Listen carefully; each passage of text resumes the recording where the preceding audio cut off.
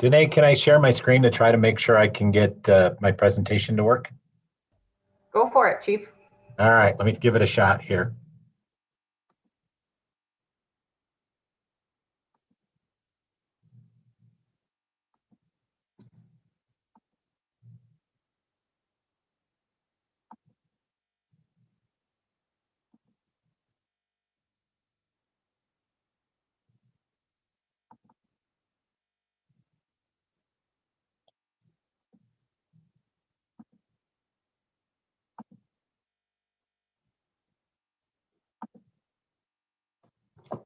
Danae, can you tell me if you can see that? Yep, I can see it, Chief. Perfect, thank you. Yep. I can see it too, Chief. Sorry, Sharon, I didn't see you on there. No, don't apologize. I can see it too, Chief. Thank you, Mayor. Chief, I can see it as well. There you go. Okay, now I'm gonna just stop sharing. Yeah, now look what you started.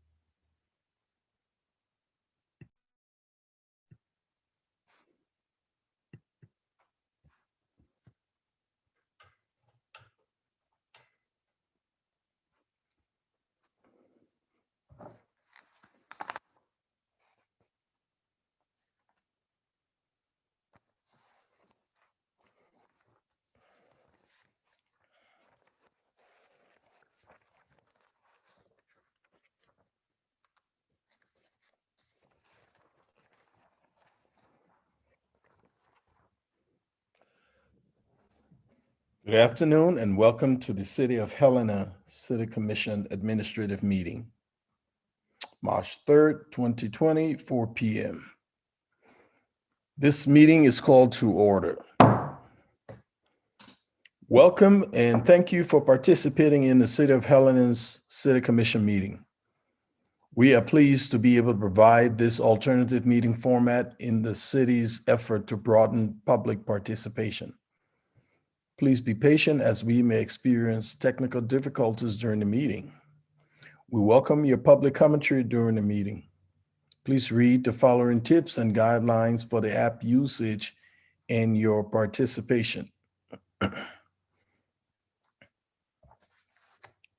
Madam Clerk, would you take the roll, please?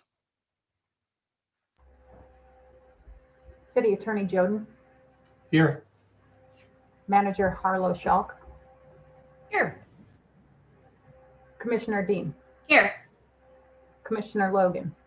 Here. Commissioner O'Loughlin. She is running a little late with her child. I just made it. Thanks, Oh, Mayor. okay. Is Commissioner Halliday logged on? I don't see him quite yet. Let me check my phone to see if I got any message.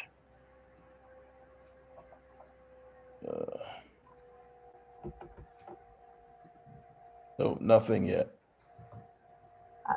Then we will look up for him later. Mayor Collins. Here. All right. Commission comments? Comments, questions, discussion? Madam Clerk, would you remove this announcement?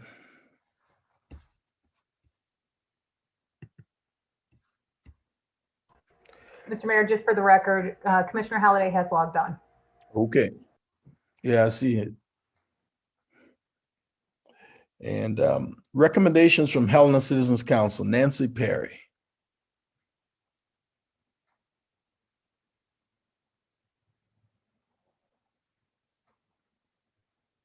Ms. Perry, you have the floor.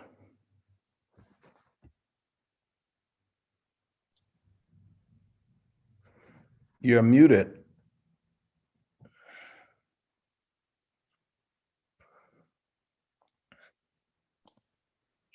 I'm pretty low tech. Unmuting myself is a bit of a struggle.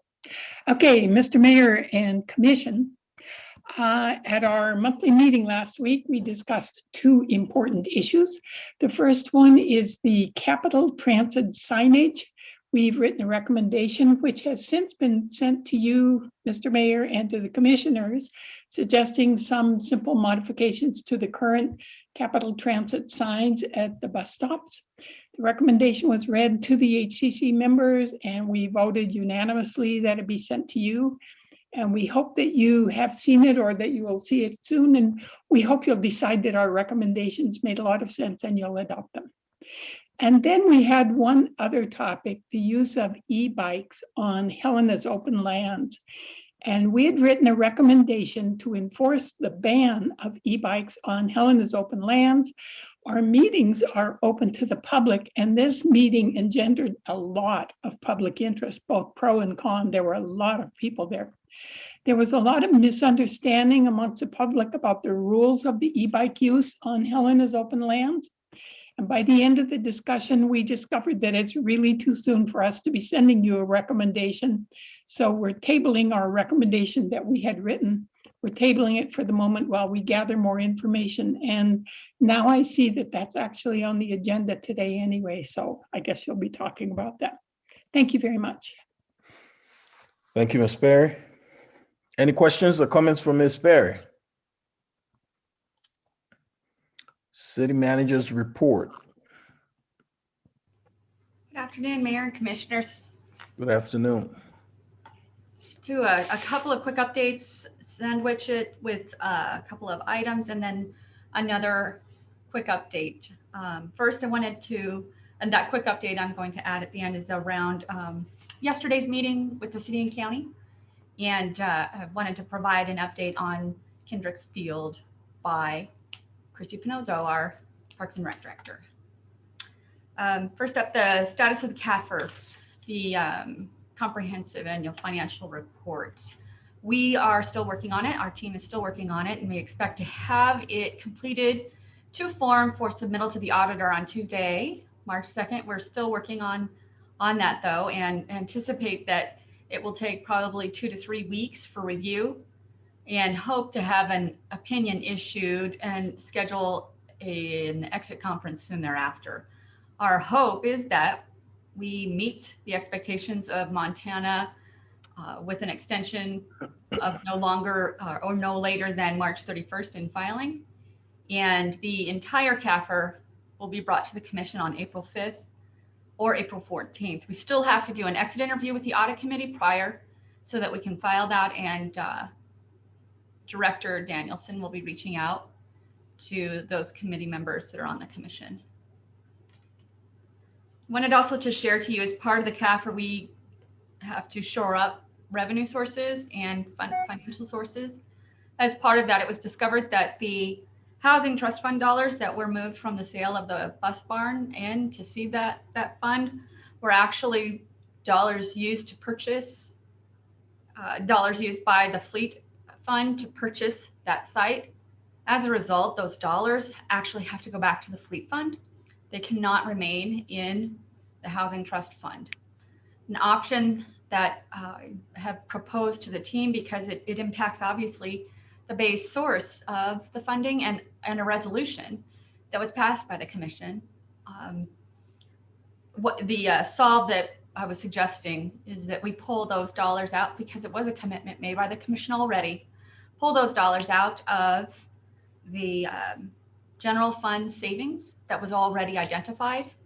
That doesn't dismiss the earlier ask that Commissioner O'Loughlin had put on the table of the $1 million, but it does maintain and return that dollar amount, that $288,000, to the fund itself. So we don't lose those, but yet accommodate what is an error on our part when we brought those dollars in front of you all. Before I move on, I just wanted to take an opportunity to ask if you have any questions on that and on that solve. Comments or Mayor, I have- questions? Oh, just one question, and City Manager Harlow-Schuck, I conveyed this question earlier this morning when you shared this update, but I thought I would just ask it here in case you had an update. I was wondering if the auditors provided any clarity if the full amount of the sale had to return to fleet services, or if it was the amount of that the city used to purchase the lot in whatever year that occurred. Thank you, Commissioner. That's an excellent question. I did ask Director Danielson to research that so she could be ready to answer today. So turn that over to her. You have the floor, Director Danielson. Hi, good evening, Director Danielson, City of Helena, Mayor and Commissioners, and City Manager Harlow-Schuck. I did look into this. Accordingly, when we were going through our fixed assets and our trial balances with the auditors, it was discovered that the sale of that particular land was part and owned by, in full, by the Fleet Fund. And so therefore the proceeds of the sale had to go back to the Fleet Fund, which is an internal service proprietary fund. The way I see it is that there were a couple of options, and I think that the best option to honor what the commission wanted with the proceeds of that sale are to take from the general fund savings that have been identified to restore that money to the Housing Trust Fund, but to also allow the Fleet Fund to retain the proceeds of the sale of the property that belonged to that particular fund. And I'm sure that most of you, or if you have any questions about fund accounting, the internal service funds are proprietary funds. They're act like a business activity. They're a self-balancing set of accounts. They have assets, liabilities, revenue and expenditures, and equity. And I believe at the time that the recommendation was to forward the proceeds of the sale, that it was unclear of who owned the particular property, but out of the conversations with the auditor during the audit, it was clarified that the property belonged to the Fleet Fund.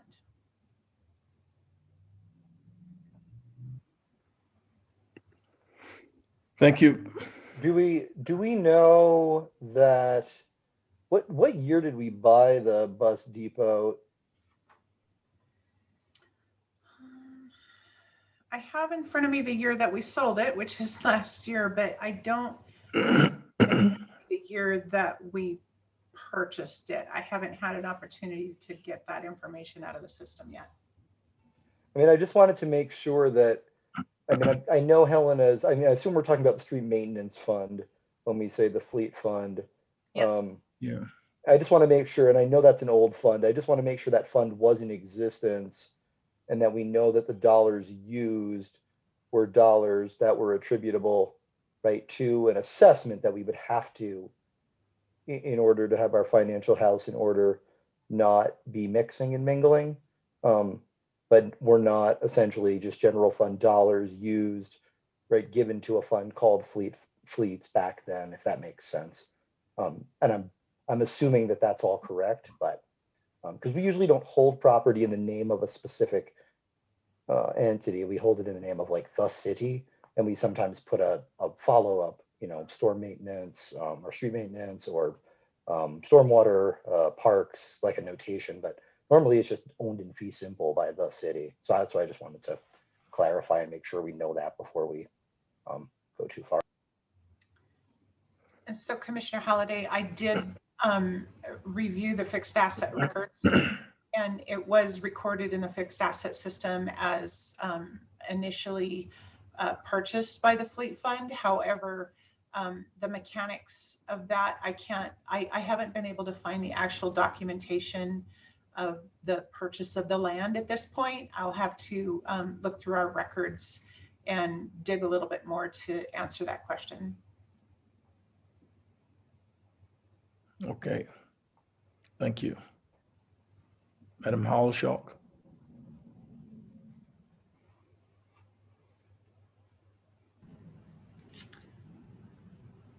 next item on the agenda, just to close that, I'll just close that loop with, if in fact it is discovered that there is any flexibility in these dollars remaining in the fund, we'll keep them there, but I'll continue forward with pulling those dollars from the general fund savings that were the result of the CARES reimbursements from the state.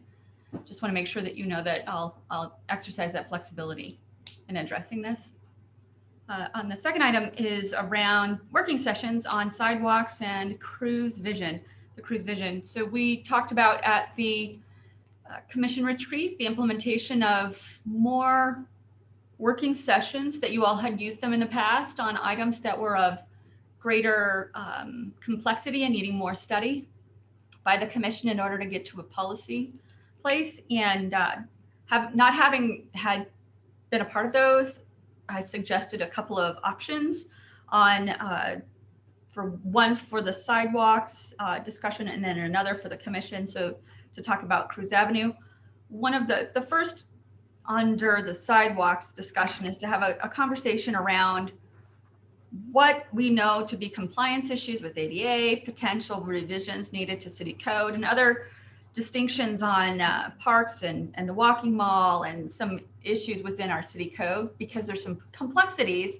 that continue to come up which stop the conversation from moving forward. So this would be an effort to address those complex issues in one sitting or two, as I'm suggesting, to address those complexities, identify some next steps, and then move forward. Then the second working session is on Cruise Avenue. This one, there's a great deal of emphasis by our team in wanting to implement the vision itself, and also want to ensure that the commission is aware of the potential opportunities that this offers. And that includes the idea of a competition where we would ask developers to tell the city how they would creatively accomplish the cruise vision. This is the first opportunity for us to talk about incentives in a way that the city can offer them to bring creative solutions for the building out of the vision. Obviously, we would need to have stakeholders within the community that are a part of the cruise vision as a part of that conversation as well into the actual competition, but at least to sit down and talk about what we could be doing to incentivize creativity along cruise that results in what the commission would like to see, as opposed to here's the vision, and hopefully that those who own properties align with it, or we can work within the expectations that we have currently. But most of the time, this would just offer up ideas that I think I've heard in many conversations since being here, interest from business and developers on incentives being offered. So the second one would be an opportunity for you to listen to the team, share ideas, and then, because it is a complex matter, the implementation of the vision statement, to just move forward. $100,000 had been set aside within the budget this year for an infrastructure study on cruise that has not been implemented. This is an opportunity for us to identify exactly how we're going to align that work along with the vision itself. Open up any questions or thoughts on how you would like to move forward with those working sessions and the ideas offered up. Ideas? Mr. Mayor, Go ahead, Commissioner.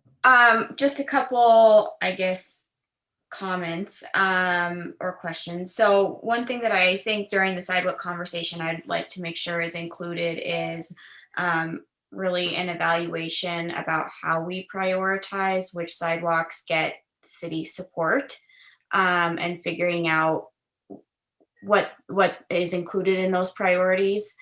And then on cruise, I know some of the questions I'm going to have include, what tools do we have to reach our goals? So during our strategic planning, I know we talked a lot about, affordable housing and, what do we have within that? And I think that and this was before my time, but the work with the bus depot showed that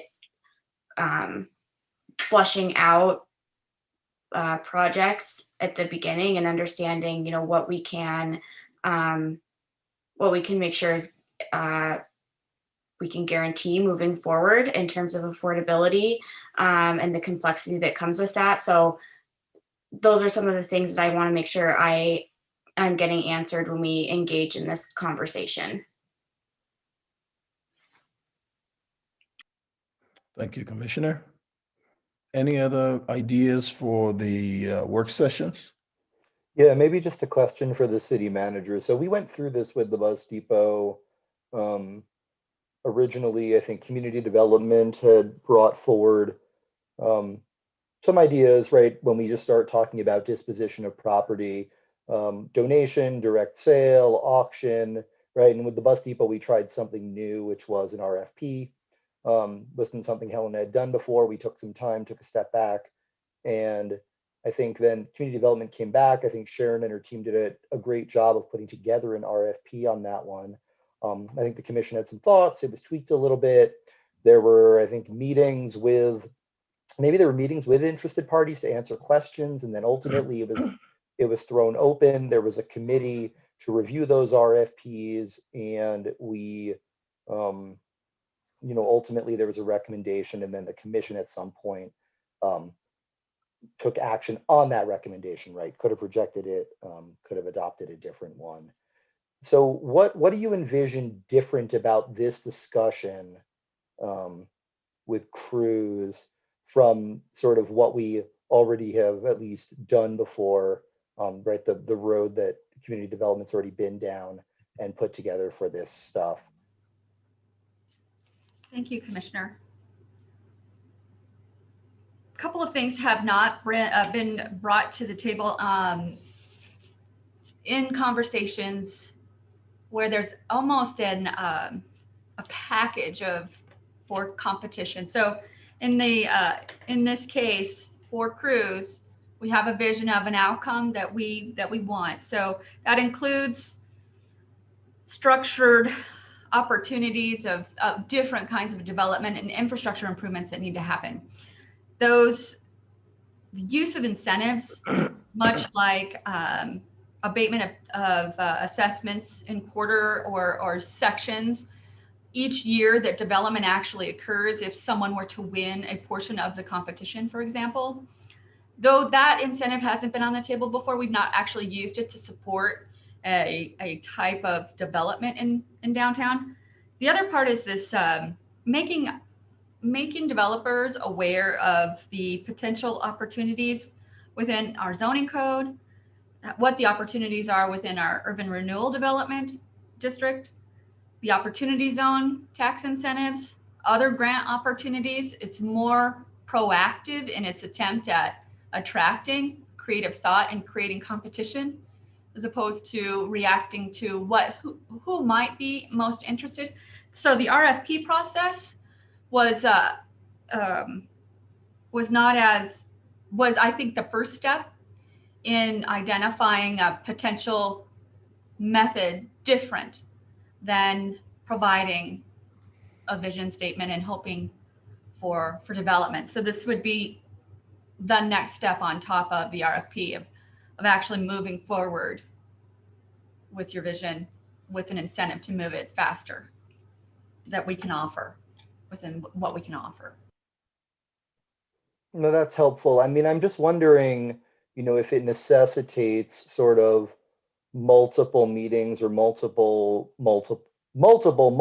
hour meetings, and whether, you know, whether we sort of already have the template developed by community development and then the piece on, you know, additional stuff to consider, right? And I mean, if we're going to have a special work session or multiple work sessions set aside to this, really making sure that sort of what we go into those sessions is like, here's what we did before, here are the pieces that we think, you know, ought to be added into it now, you know, and how do we drive it forward? So we're really, because we've had so many visioning sessions and discussions about crews and multi-month processes. And so, you know, I'd like to at least be making sure that we're driving forward and not trying to reinvent, and sort of have those decisions to be made at it, as opposed to sort of all talking about kind of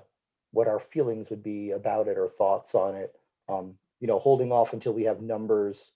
I don't know how long we think it's going to take to get those infrastructure numbers, right? Allows us to really put all of those questions together to understand those true costs. You know, do we even need incentives? Right, we got 3 stellar RFP proposals for the bus depot, without actually even asking that much in terms of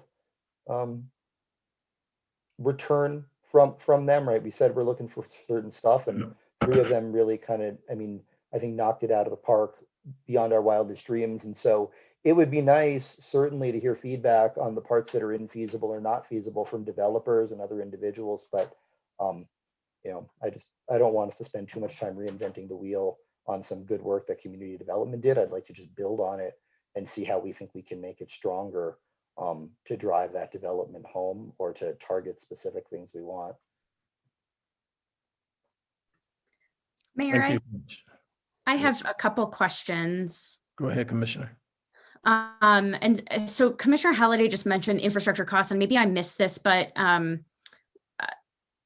we budgeted some resources to do sort of an analysis of the infrastructure existing and the needs. What is the status of that? That was money that was budgeted in the last fiscal year. Has that effort been underway? No, it has. Thank you, Commissioner. No, it has not. That was the part of the conversation around the infrastructure improvement needs, and in the working session itself, it has not.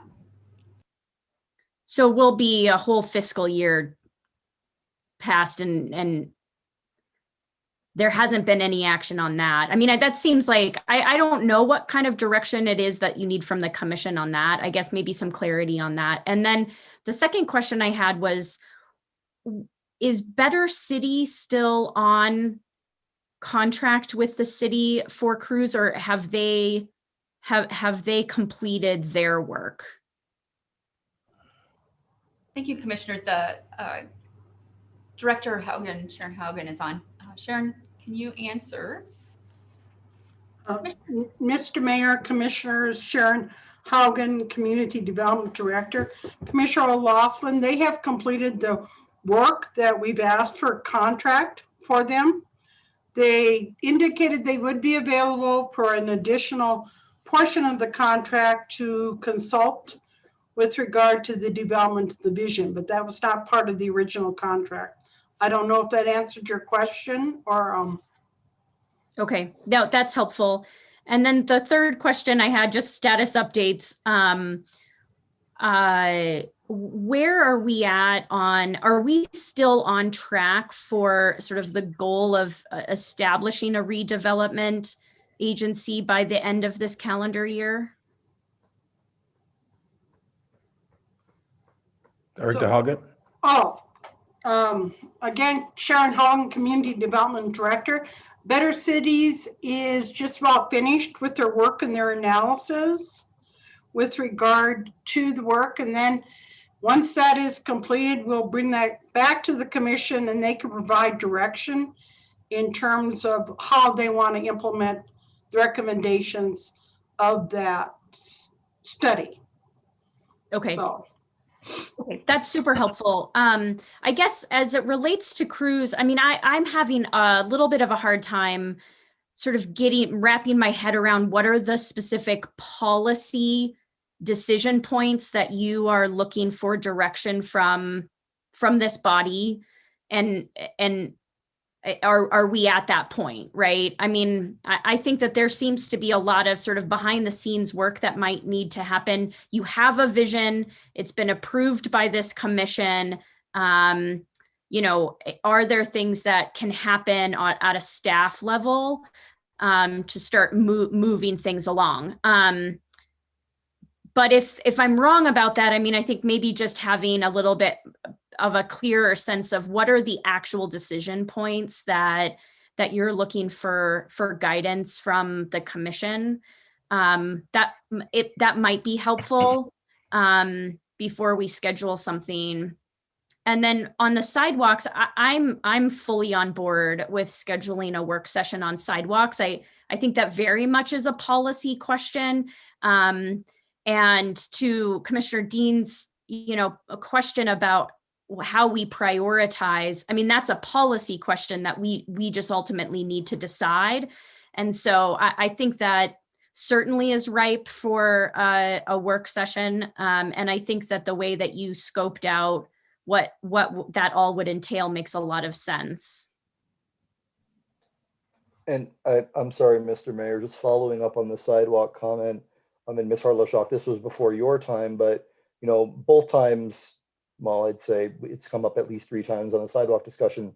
I've encouraged this commission, but I would encourage the manager's office with a sidewalk discussion, bring us those binaries you need from the commission and force us.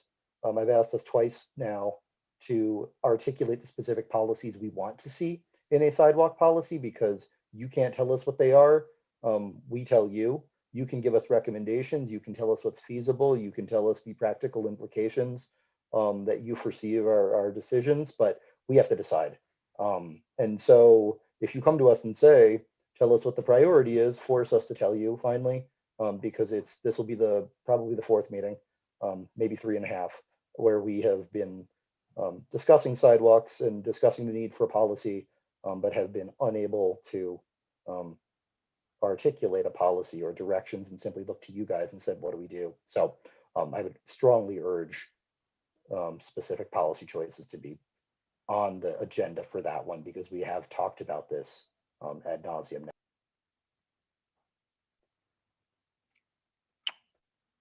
Any other, Madam Clerk, Manager, are you completed?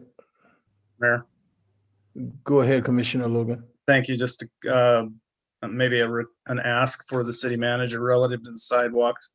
I'm assuming in when we have a working session, we should have before us a pretty comprehensive assessment of the need out there. I mean, I think Director Konopka has alluded to it in the past. So if we could have a sense of, the need that exists within the city, that would be helpful. And it's my recollection that we have, Mr. Leland gave a presentation to MTAC some number of years ago, I want to say almost 6 years ago, of sidewalk deficiencies. Our long-range transportation plan detailed sidewalk deficiencies. We have not done a very comprehensive build out of sidewalks in that period of time. So even though those documents are now 5-6 years old, they're sadly up to date in terms of our deficiencies, because we really haven't done much in that area. So 1, please don't reinvent the wheel or delay on looking at it in order to do it. And 2, I know Mr. Leland probably might still have that data and the long range transportation plans available to all of us at any time that we need to review it. Thank you, Commissioner. Mr. Leland, if you still have your assessment, your research, would you please forward them over to us so we can take a look at them? I'll try and remember exactly what I presented, but yeah, I'll get all the information we have on sidewalks to the commission. Mr. Mayor. Go ahead, Commissioner. And I would just also add, not just the scope of the issue, but also what the price tag would be for all of it. So, Madam Harlow-Schock, would you send out a poll and let's see if we can arrange that? Scheduling, you bet. Okay. Please continue. Thank you. For this next item, it's the balancing act calculator. And I would like to ask Mayor if we could move from underneath department items needing direction and feedback, the staffing updates for budget year 22 up to and under this item. I am asking that based on really excellent feedback I received from Commissioner O'Loughlin this morning, and I want to make sure and reflect on it here. I had the best part of meeting with all of you individually is that I have an opportunity to meet with you individually and hear your feedback and thoughts and concerns. And so this gives me an opportunity to address those and make sure you're aware of those as well. So the conversation that I was envisioning today is just a little bit different. And I think all the questions that Commissioner O'Loughlin brought up were perfect to really ask the question which has not been asked. And before we launch into any more engagement and larger conversations, I first want to make sure that we're moving in a direction with this budget that engages the community in the right way. The reason I'm asking to move the staffing update up underneath this item is more related to the role of the manager in the budget in particular. And so, but the reason it's on this agenda in the place of needing direction was in a relationship to what we were thinking was the process of public engagement that we are envisioning. So what I need to verify with you all is that we're actually thinking the same thing. So I want to share my screen to you, and I want to share to you a metric for engagement. I know that one of the conversations that was within my interview with you all was establishment of a public engagement plan. And the team, the directors today met with me to share their thoughts on what the city should be doing by way of establishing a public engagement method or a plan. And Commissioner O'Loughlin was spot on when she said to reach to the HCC to talk about it, because they also had provided some input. But what I wanted to share with you is this metric, which the director shared to me today. I really challenged them to talk and think about the work that Christy has been doing with the open space, and then also what we know is happening across the country by way of public engagement. And then they identified this method that is a public process. It's being adopted by many communities, but what it does is it sets out what it is we're doing at the beginning, and then identifies what the methods would be that are employed. So it was clear to me during this conversation with the commissioner this morning that I am thinking that we're actually operating in a collaborative method, and it may not actually be where we're coming from. So with this budget, this gives me an opportunity to be more succinct in my communication to you all as to what I was thinking we were doing with the budget this year. And this gives me an opportunity to ask clarifying questions of you. What I believe is the case in the past has been we involve you in the process after we complete the work internally and up to the preliminary budget to be adopted. That's, I think, what this process has been. It's been involved. We work directly with the public through the process, listen to concerns, and then we work together to provide their input in the final decision is made by you all. This process that we're talking about now is more of a collaborative process where we bring to you, I would bring to you each of the steps in the process that we're going into. So this item of the staffing plan is staffing update is a really good starting point for this discussion. Yes, as the city manager, I'm the one who has to decide whether or not these decisions are all good decisions or not. What we don't have, and when we built out this calendar, is a balanced CAFR. And when you have a balanced CAFR, you know, and have some idea of your revenues. And so it's hard to say whether or not any of these ideas that have all these needs that have been brought forward by any of the departments are appropriate yet, because we don't know if there's sufficient funds. So I want to first put out there that I believe that I have not communicated to you the process that we are envisioning behind the scenes here.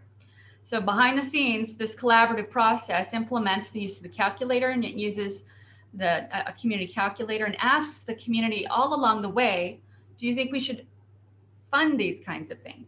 Do you think these kinds of asks are the kinds of things that should be brought forward into the FY22 budget? Of course, we have to balance. And the exercise that we're we would be engaging with the community is also a collaborative conversation and we're also informing them. So I'll just bring up, for example, I'm just going to stop sharing for a second while I find the correct screen.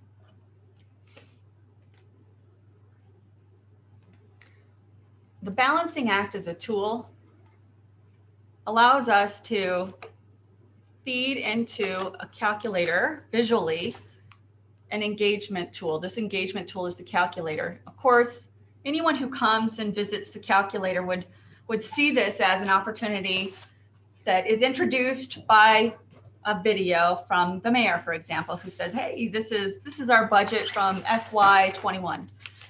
And on the left-hand side are the revenues, and these are all the places that we get revenues from. Special assessments, licenses, permits, so forth. Information on what goes into them is offered. Some of them are locked down because, well, a citizen can't increase federal and local grants, for example. But they could if they decide, well, geez, on the spending side, the city's asking me if I think funding the waste strategic plan, for example, is a great idea. Now, see this at the top, there's a surplus of 1.4 million. This was based on the balance of the actual FY21 budget. So we fed the budget into this document and did validate the dollars. Should the city fund a position that supports economic development? Should the city work with the county to plan growth outside its city borders, which may result in future so complex questions that are of higher concerns that keep coming up, but within your strategic outcomes, right? So you've got healthy and sustainable growth, promote a safe community, improve neighborhood livability. These are questions. The intention, again, is not so much to decide and vote, but to inform them on how the process works. If you want to fund a sidewalk, this is the idea that you could fund, or you could fund this. You could also add more money to transportation or more money to parks. And by doing that, you see you get into a deficit, and then it forces the conversation by the resident to think about, where would I need to increase on the revenue side in order to balance out? So do I need more in special assessments? That's just kind of the basis of this tool. It is a collaborative tool, and then at the end, they submit information. It just categorizes basic info. So we have some context around who is providing this information. This tool is one that was also built out for the CARES dollars, not the CARES dollars, excuse me, the general fund savings that we've had within our budget currently. And we did the same thing where we built out that list of ideas that came from the staff and from you all on how we could be spending those dollars. And they go in and click the same kinds of things, and we spend down those dollars. I haven't sent this out to you all yet because I want you to provide feedback so that it corresponds with what you would think if we're operating in a collaborative conversation needs to be added to the conversation. So I'll bring back up this metric. And as I said, this conversation this morning with Commissioner O'Loughlin was spot on for me to actually get clarification as to what the commission is expecting the next steps of the process to be within the budget. When I had been hired on and in the interview process, there was a method of questions that were asked around the 13, well, there were 2 questions asked of me, and then there were 13 goals established within the 16-month plan. And as part of that is establishing a communication and engagement program. And so we've been really kind of noodling on it, but what I'm finding is that there's a distinction I need to have some more clarity from you on, and which is, which process do you think is the one we're entering in right now for the budget? Because I think it would help me understand where to engage you in conversations. Policy, I understand, absolutely. Policy issues are yours, but at the same time, I want to offer up this is the first time the city is building out a budget with a finance director in a couple of years. There are no policies written down around how this transition. Budgets have come across year to year and they all look different going backwards. So what we're intending on this budget is to first clean up what is moved around, what is not clear in our accounting systems, and then also set an understanding of how you all would like to move forward on these budgets. So I don't think any of the effort that we put in so far has been wasted effort. Like I said earlier, we found some errors in the budget document that was adopted, and it helped us really get to some of that further analysis. But what I don't want to do is make you feel as though we need to spend an hour or two going over the position recommendations that were delivered by the directors, because right now I don't have the revenue numbers, and it's not a place that you can actually make a decision tonight. So I just want to, I think, narrow in on this policy decision for you all as a consensus item tonight to make sure that I'm aware and am guiding this team in the right method you want for engagement of the community into the future. Thank you. Thank you, Madam Hollishock. Do we have any other comments from the commission?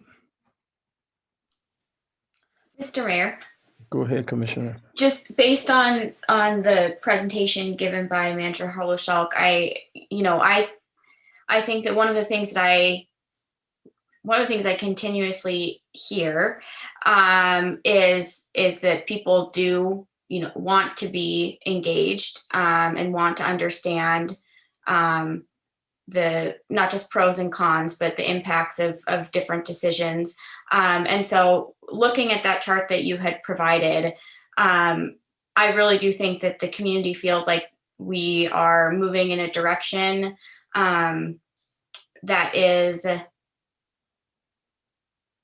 really engages people who want to be, not just people who want to be involved, but everybody who's impacted by those decisions. And so that collaborative column absolutely speaks to me. I think that the inform and consult is kind of the bare minimum. And I think that you only catch the people who are really paying attention and, reading all of our agendas. And most people, don't go to our website and read our agendas before our meetings. And so I think it is incumbent upon us to make sure that we are engaging them and asking them, for feedback to make sure that we are moving in a direction that meets the needs of the community. And so those are just some of my thoughts, but that collaborate column speaks to me in terms of where I think we should be. Thank you, Commissioner. Any other comments before we turn it over to the public? Do we have any public comments? Madam Clerk, do we have any raised hands? Mr. Mayor, Commissioners, I see no raised hands at this time, and I've received no public comment. Okay. Thank you. We'll move on to City Clerk's update.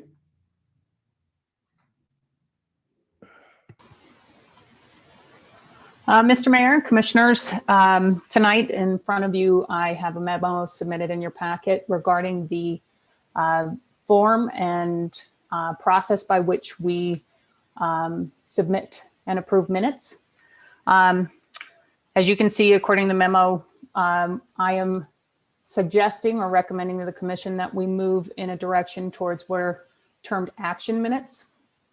Missoula and Bozeman both use a form of this style of minutes, which means we only focus in the meetings on the written record, on the substantive information, meaning the actual votes that occur.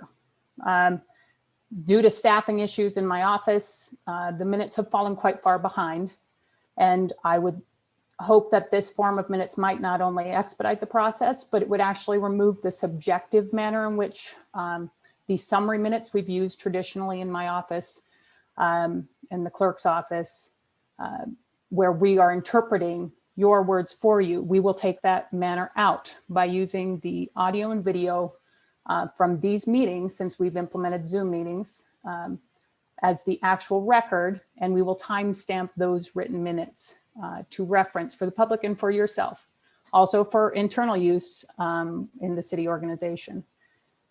So I'm open to questions from you this evening. I'll be happy to answer anything regarding the process by which I'm hoping that we can move to post the meeting minutes, both on the website and in the hosted web site that we already host our meeting packets and agendas on, and any other questions you might have on this. Mr. Mayor Pro Tem, I guess. Quick question. Well, first I would say I'm supportive of the action minutes. My one question would be, do you plan to use the M files, for example, to link to the recording, or are you planning on using YouTube? Yeah, so that's a great question. We're actually setting up several options for the public. I will have what we'll call a more traditional format for access for public records and even internal use in the form of a hard drive where the audio and video will be stored. So that'll be in-house, but because things can happen with hardware, we want to make sure we have an alternate backup to that. So there'll be at least two contingencies for a cloud-based storage system. One of them is M-Files, which is the digitizing project that we've been working on in my office for quite some time with the rest of the city organization. And that's a greater digitizing project in general. And that's ongoing, as I said. We also have another cloud-based system set up through ITNS that we currently use for all kinds of exchanges for larger documents in-house and with external parties as well. And so all of the meeting minutes are actually, or meeting recordings, excuse me, are already automatically stored on that OneDrive folder. And so then it's a simple matter of transferring those recordings into this separate folder, which, as I stated to the commission in prior discussions, that you already have access to review AV, staff will have access to, and then I can also link those to external users as well, should they ask. We're always willing to accommodate anyone that needs written minutes. Those can obviously be printed for those that may be visually or audio impaired. And so we can provide accommodations as needed. But my hope is that we will have the YouTube option, if not another online platform where the meetings are automatically recorded. It will create greater outreach to the public as well for watching and streaming the meetings live, as well as reviewing old meetings. And it offers actually an alternative format for a recorded meeting storage as well. Thank you. Mr. Mayor Pro Tem. If I may, a question for the clerk, question, very supportive of what you're, what you have been working toward, and appreciate the work on it. And so as it stands now, if someone wants to access the minutes without having to contact your office, they go to the commission's website. There's, it's broken down into regular commission meeting minutes and administrative. And do you anticipate that being sort of the first step for them, going through the city's website and then working its way out from there? What do you see? Sure. Commissioners, Mayor Pro Tem, if you look back at the website for the 125, it was sort of our first foray into this alternative meeting minute format with a timestamp. It acts as sort of, in my mind, a roadmap to the meeting. And we have that meeting already uploaded onto the YouTube channel. And I have that audio and video downloaded onto the cloud. So if someone were to access the city's website, they would be able to pull up that, I call it a roadmap, but it's the substantive information that occurred at the meeting, including the roll call vote, who attended. And this is all according, as you see in the memo in the packet, the required information in the Montana Code. From there, should someone choose to listen to the meeting or even view it on YouTube, or I can even give them access to the video itself that they could download onto a device and watch. They can use those timestamp records within the meeting minutes to move throughout the meeting seamlessly and find out exactly where that discussion happened. I'm open to suggestions by the commission if you would like to see some modifications to how those minutes are recorded.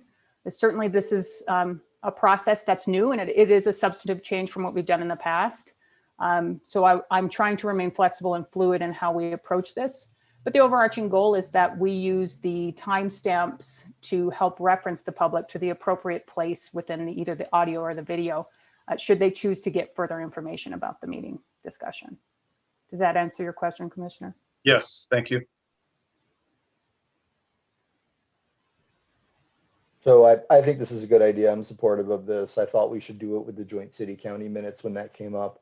I think it was about 2 years ago.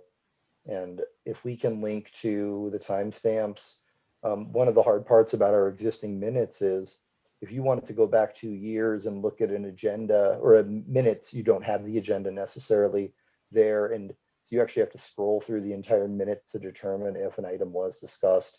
I needed something from 5 years ago the other day, and it took me clicking around for about an hour to hone in on when that was. So this is actually I think a much better approach for quick discernment.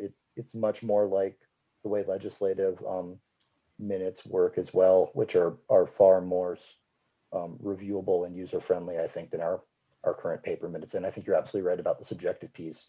I doubt you want to be subjectively determining when to get every detail of a fascinating statement or when to simply say a robust discussion ensued. So yeah, it makes sense to me. Thank you.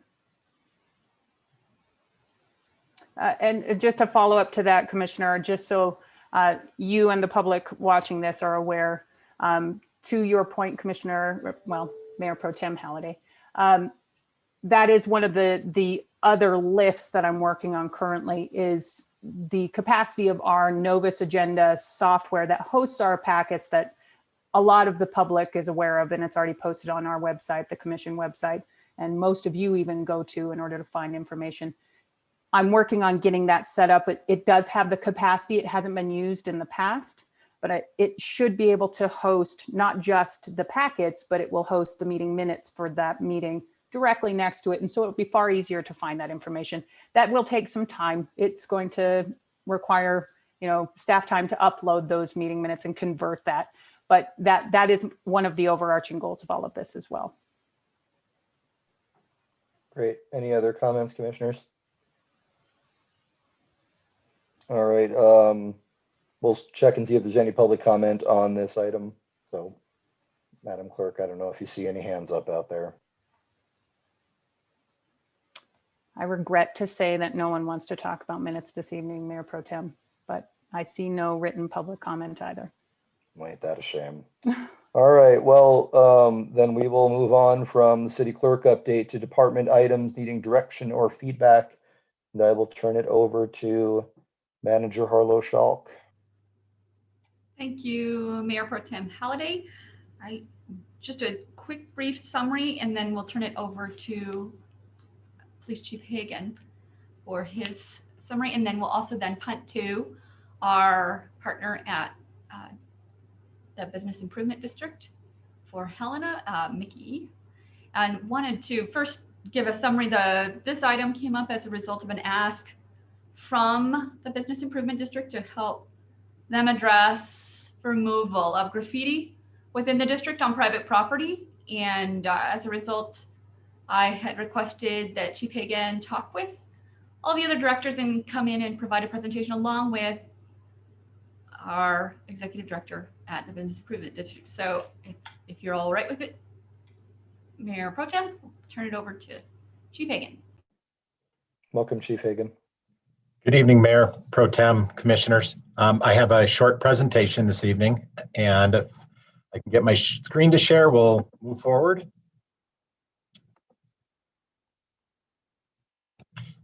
This is also in the packet tonight, so if folks cannot see this, they can refer to the commission packet. I just want to cover real quickly what the graffiti, how it's handled in Helena, and how it's handled in other cities around Montana. So we actually don't get a large number of reports in Helena of the graffiti. It is fairly common, but most people do not report it to the police. They just take care of it without actually calling us. They either paint over it, and in some cases don't take action to remove it. These are the number of cases that we've had over the last 5 years. It's not the number of incidents. As you can see, there's about 10 cases per year and about 2 per year downtown. Again, this is not the number of taggings. We'll call it taggings because it's the easiest term to use. In 2017, we had one that tagged more than 50 private businesses and residences around town, and especially in the downtown area. And that person was arrested and charged for criminal mischief. And some of that tagging still remains in the city. I just want to touch base on what other cities in Montana do. So Helena currently does not have an ordinance on graffiti and removal of graffiti. Bozeman does not have an ordinance. They currently work with their public works department, and they coordinate with Clean Slate, which is a private organization. And I believe that that organization will be part of Mickey's presentation after mine. And they work with volunteers to remove graffiti in their community. Kalispell does have an ordinance, and it's the duty of the owner to remove the graffiti within 10 days of notice from the city. And then it is removed at the cost of the owner and a $50 fee. Great Falls has an ordinance, and it's the duty of the property owner to remove it within 72 hours after it appears, and a violation is a misdemeanor with a fine between $250 and $500. Billings also has an ordinance, and it's a duty to remove within 24 hours, and then 10 days after the city gives notice, the city will remove it at a 25% cost of removal plus $25. That money will go into a graffiti fund that will pay for the removal on additional properties. And it also, a person can be subject to a misdemeanor for not removing graffiti. Missoula, they do not have a graffiti ordinance. They have an anti-graffiti task force that is run through the police department volunteer program. The Missoula Business Improvement District provides funding to help remove the graffiti. And that program is not just in the BID in Missoula, it is throughout the city. But the BID does provide funding, and it's mainly focused in the downtown area because that is where the graffiti occurs. And Butte has nothing specific on any ordinances or any policies. Currently, what Helena does, a lot of our graffiti occurs on parks and open land space, as well as transportation signs and those kind of things. Parks is very proactive, and they paint several areas with coatings, anti-graffiti paint and coatings. For example, the new bathrooms at the Beatty Street Trailhead have graffiti paint on them. The graffiti paint is expensive, but it makes it easy to wipe off and scrub the graffiti off. There's a couple of pictures there. That's of the band shell. As you can see, some of the graffiti, and then within a day or two, the Parks Department painted it over, so you have a before and after. Parks and Open Lands is very proactive in getting that removed as soon as possible.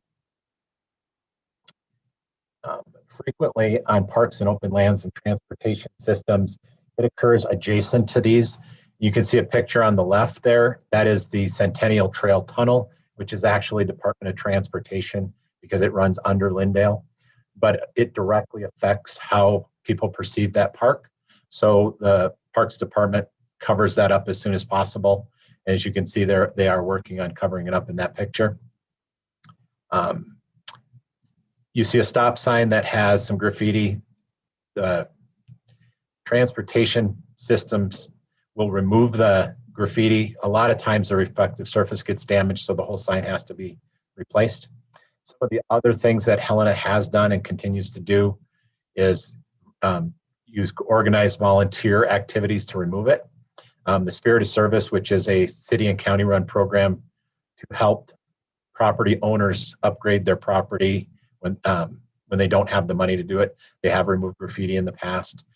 Anchor Park is, I don't know how many of you were around when this occurred, but we had significant damage to the anchor and to the tunnel. Myself and the prior mayor of Helena, Colleen McCarthy, which will tell you how long ago it was, organized a group of volunteers, and we all went down and painted the tunnel and removed the graffiti from the anchor and the propeller. There's also other community and business donations that are received to paint over graffiti on property where the owner cannot afford it.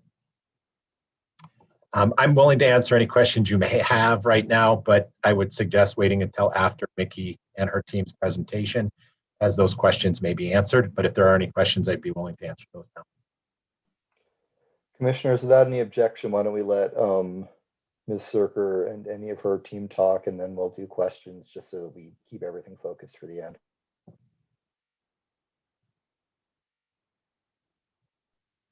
All right, so Ms. Cirker, any representatives from the BID, you are up. Cool, great. Had to unmute myself. Thanks, Mayor Pro Tem, Chief Hagan, for your quick presentation as well. It helped save some time for myself and Ryan Rickert, who is here with me today. He is from the Clean Slate group, and hopefully he'll be able to share his screen to show the presentation that was included in your packet.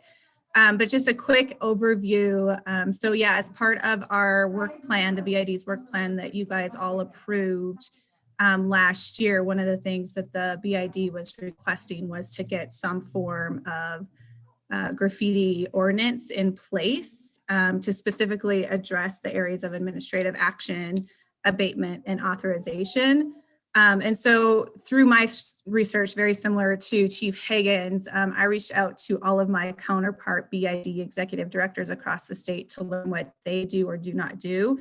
And when reaching out to Great Falls and Bozeman, I came across Clean Slate Group, and that's who they use to help with their abatement stuff. And so this BID formed a partnership with Clean Slate Group October-ish of last year to help with the abatement and the cleanup. And as part of that scope of work under our contract with them, they came in December and did an audit of the downtown district, specifically locating where graffiti is, and found over 100 incidences where graffiti currently is. A couple of those are like the hot spots. So we have the Arch Park area, if that's what we call it, not Arch Park, Anchor Park area where the arch is, or the underpass rather, that we all know is a hot spot. There's a hot spot in the background of Fuller.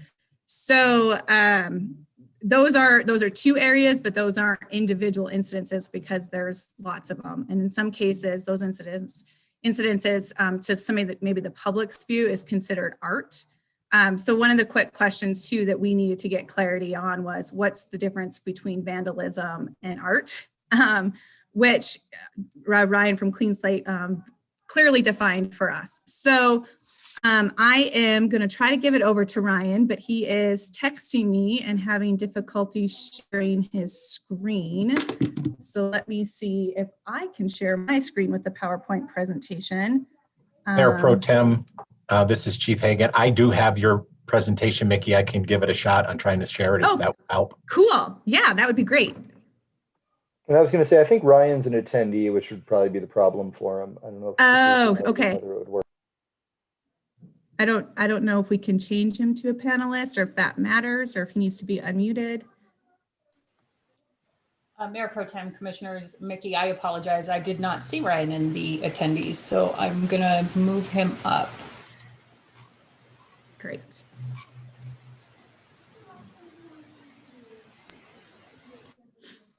There we go, Ryan. I think we've got you now. There we go. I was hitting every button there on Zoom, raising my hand, hitting the chat and everything. I'm good at graffiti prevention, not great at software. Thank you all for having me, and Mickey, thank you for the introduction.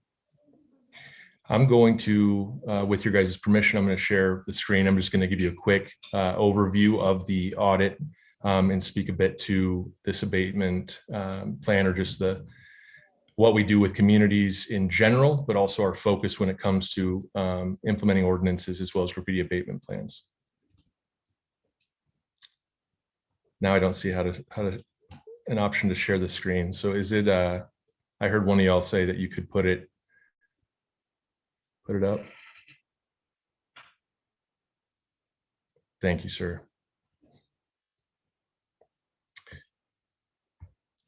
I'll show you just something about us. I'm just going to give you a brief piece of it. We started in 2011. We're based in Bozeman. Our focus has been doing city beautification across the country. It started with anti-graffiti wraps and a custom material we created with 3M and Honeywell.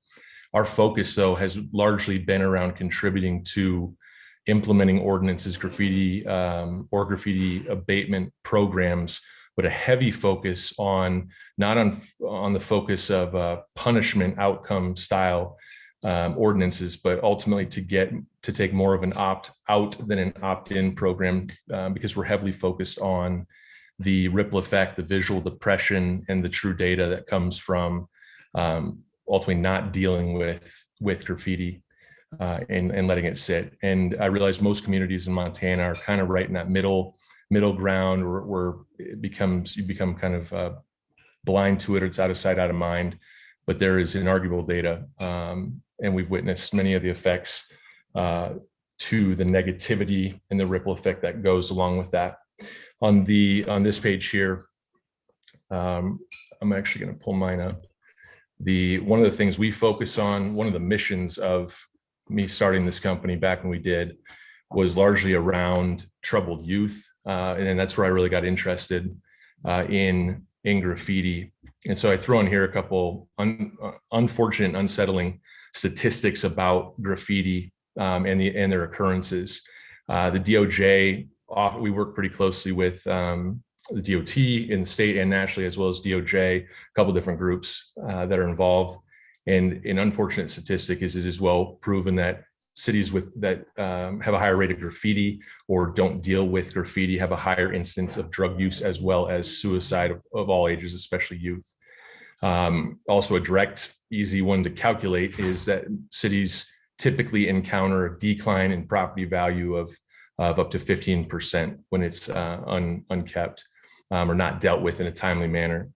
The other piece too that we often focus on are the stats around people feeling generally unsafe, which subconsciously or consciously makes you not want to walk down this street or that street, or go shop in a certain area, or take up residence, or put your business. So that's a high level. And of course, anytime I'm happy to answer questions. I'm actually going to, from the impact of graffiti, I kind of spoke to this. If we can go to the images, and I can only see about half that screen, but I will. There we go. So we're on the first type. So this will be a quick, just a quick visual and verbal overview of Helena in general, but we have heavy focus for the purpose of this, for the purpose of this conversation. This was an audit, a literally walking the street audit of the BID's footprint. There are four main types of tags categorized nationally, and I'll walk you through these. This is just a general piece, and I do understand that there will be some images. 100% of these photos are from Helena, just so everyone knows. I guess I cherry picked a handful of them. We took several hundred photos because we had many hot spots. I do understand that there's some areas that, or one of the alleys is designated as an art permission piece, which it very clearly has spilled over to private property and public property and damage, as well as some hate language and threats, which I'll get to. But this one here, you can see the variety of locations. Also, with one of them that was unsettling to me is KGB is a reference to the KGB. Crew, which is KRGB, is basically a ties to white supremacy hate style form of vandalism. So KRGB is nationally tied to white vandals. And this is whether they're wannabes or active members, this is a threat we don't like to see. Going to the next page, continuation of the same type, slap tags or stickers fall in the same category. They're all over. I think we had 90 some separate photos of just slap tags, which are the most common form of vandalism in cities. This was heavy focus on the walking mall area. In here, you mostly see slap tags, everything from a president skis and jeans to threats to police and BLM and everything like that. The next topic that you guys have, and this one bugs me the most, largely as a proud community member. I realize I'm in Bozeman, but I am deeply proud of our state and the communities involved in our family that lives there in Helena. So that's why I was particularly interested in this when Mickey had reached out to us, but not only as a proud member, but also as a parent. And I experienced this not in Helena, but recently my now 7-year-old asked me, he's like, Dad, what does FUCK Trump mean? And he's just learning to read. And it was really frustrating because I'm like, that's not where I want my kid to learn. That's not how I want my son to learn how to read. And so situations like this where they're offensive or disparaging or derogatory towards police or women or people, anyone, these become really frustrating. And unfortunately, these are right here, right now in Helena as we speak, in public view. They may not be facing your most signalized corner and popular street corner, but they are absolutely visible with pedestrians. We encountered them as we did our audit. The next one, these ones we don't like to see for a different reason.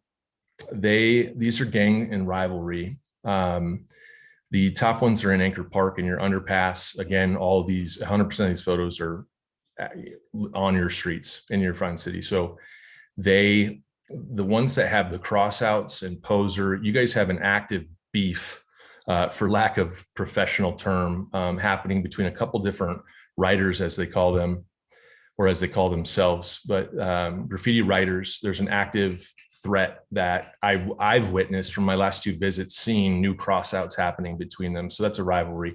With our involvement in San Francisco, specifically the Tenderloin, that is an area with a much higher crime rate. And we have graffiti abatement and photos from those leading to actual murders and assaults. And of course, you don't want that in any community, and that could happen in any community, but the threats, whether it leads to that or not, are a rivalry and not good.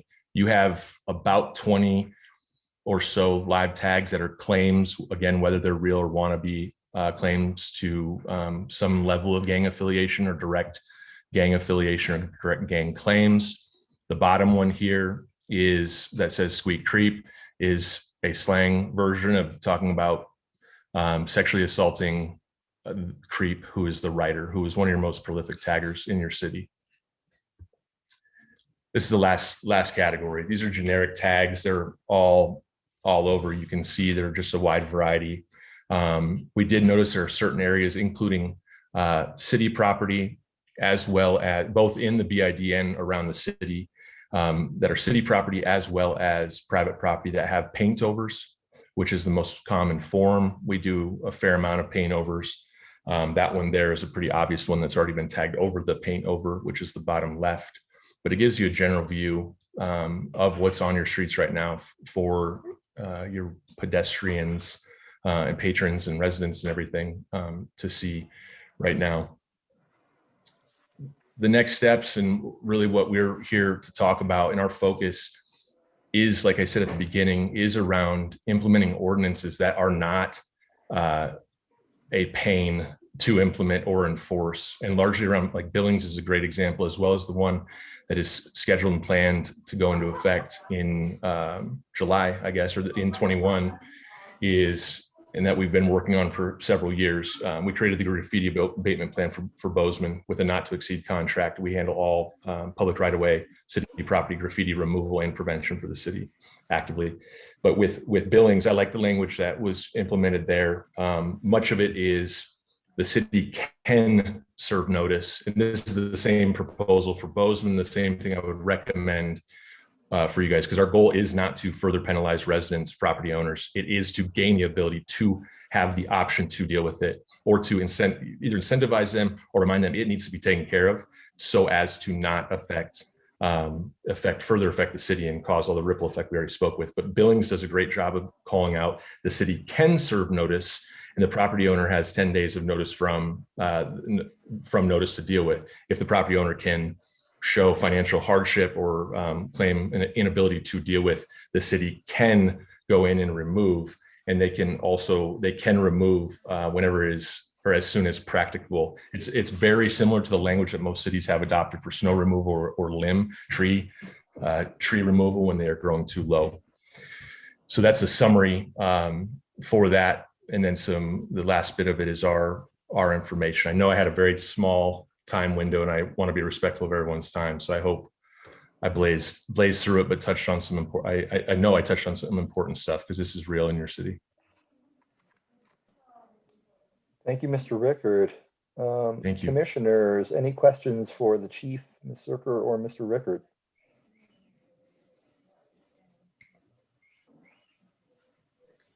Well, Mayor or Mayor Pro Tem, maybe just a quick question for Mickey. And then I guess I'd ask the same question to the city manager as well. From your standpoint, Mickey, like what would be the best way to proceed in your mind? Like what would be, the best case scenario of how you'd recommend the city handle graffiti moving forward? Thanks, Commissioner O'Loughlin, Mayor Pro Tem. So what the BID is requesting is that an ordinance would be in place to give us authority to go to the private properties. Another piece of that is, and Ryan talked a little bit about it as well, so did Chief Hagan, we basically want to take the BID district and have the control of removing graffiti in the BID district. So instead of parks taking care of it when they happen to come across it, they can start focusing on their role and scope of work with parks. Same thing with whether it's public works or transportation. So we see it as an opportunity where we work as a team and partners. So for example, if Parks is driving down the pedestrian mall and sees a tag, they can reach out to me and I will get it removed. Now, if it's private property, I understand there's going to be some areas that we're going to need to touch on as far as like the trespassing and what is liability and all of that, which is why the conversation about, putting in a place of like the snow removal, you have 24 hours, 48 hours, 72 hours, whatever we determine is best to remove it upon notice. But one of those things too, where like we could take it on, so parks didn't have to do it if it was in the parks, or public works or transportation didn't have to do it if it was within their city elements. So that is part of what we're asking, is that basically there's a one-stop shop for a place to go to get resources to, remove graffiti if it's a private property owner and they want to do it on their own. We did do a survey last fall just to kind of get a sense of what people in the community in our downtown district thought about graffiti. I did believe I added that as kind of my cover letter to you all. If I remember right, 65% had some concern about graffiti. And I can't remember what the percentage was of people who would be looking for a resource. And I guess that's kind of what we're trying to also ask, is that we would be able to provide that resource, but have the city ordinance in place to allow us to do that work.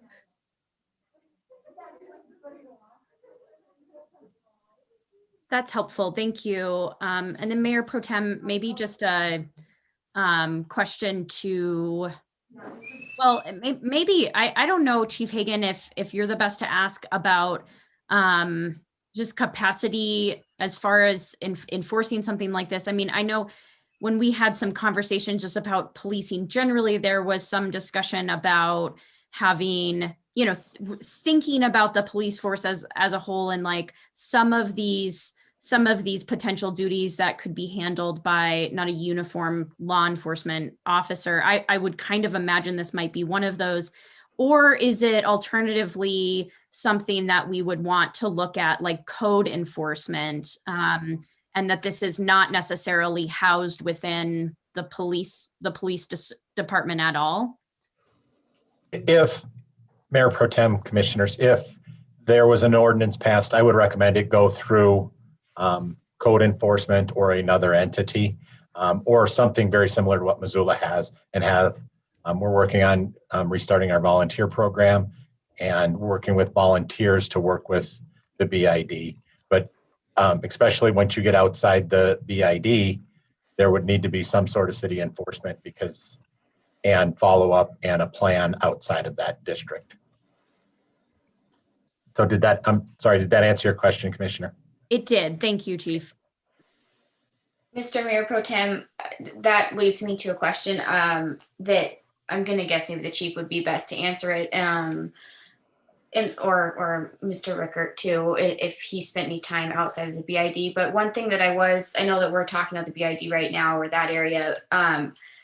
Do you know how much tagging has occurred that is not in the BID area and not on city property? There, Mayor Pro Tem, Commissioner, there is quite a bit that occurs outside of the BID, especially when you get around Prospect Avenue, if you get in the back of those businesses, any of the alleys throughout the city, anywhere basically someone can secrete themselves to paint and not be seen by others. There's graffiti appears there. We have had graffiti at the Capitol and other places around Helena, and that would bring up a concern is how do you enforce with state or federal property? Thank you. If I can add to that from our small audit, and sorry, Mayor Pro Tem and Commissioners, to add on to the Chief's comments, I don't have a percentage breakdown, and we certainly can help with that, even if it's just advising or helping. Our heart is to really continue to help beautify and protect the community in general. So with yours, our initial assessment, even though I don't have the count, it fell very much so in line with the other communities in Montana we've dealt with, where we saw it was probably between commercial and city property, right about that 60-40, being 60 on private, 40% on city properties. We did not do we didn't hit every street, but just like the other communities in Montana, there is we witnessed very little vandalism on residents, which is typically the case. It's like a kind of a code of ethics within vandals. Of course, you see houses get hit or cars, but that was our observation there, which is why the ordinance often makes sense, because typically Starbucks in Bozeman is a great example. It's a Texas entity that owns it. The managers there are like, can you remove that swastika off of our trash can? And they're like, we don't even know who to get in touch with. And it took a week, and I won't say who did or didn't go remove that, but I went and removed it real quick. So we deal with that a lot, and it's typically more of a like getting the right permission to get it. And that's ultimately what Mickey and I have discussed in great detail, of wanting to be able to deal with it. Thank you. Thank you. Commissioners, any other questions? Mr. Mayor Pro Tem. Yeah, go ahead. For the manager, are we in a spot, I guess, where we could consider in the near future an ordinance? Thank you, Commissioner. As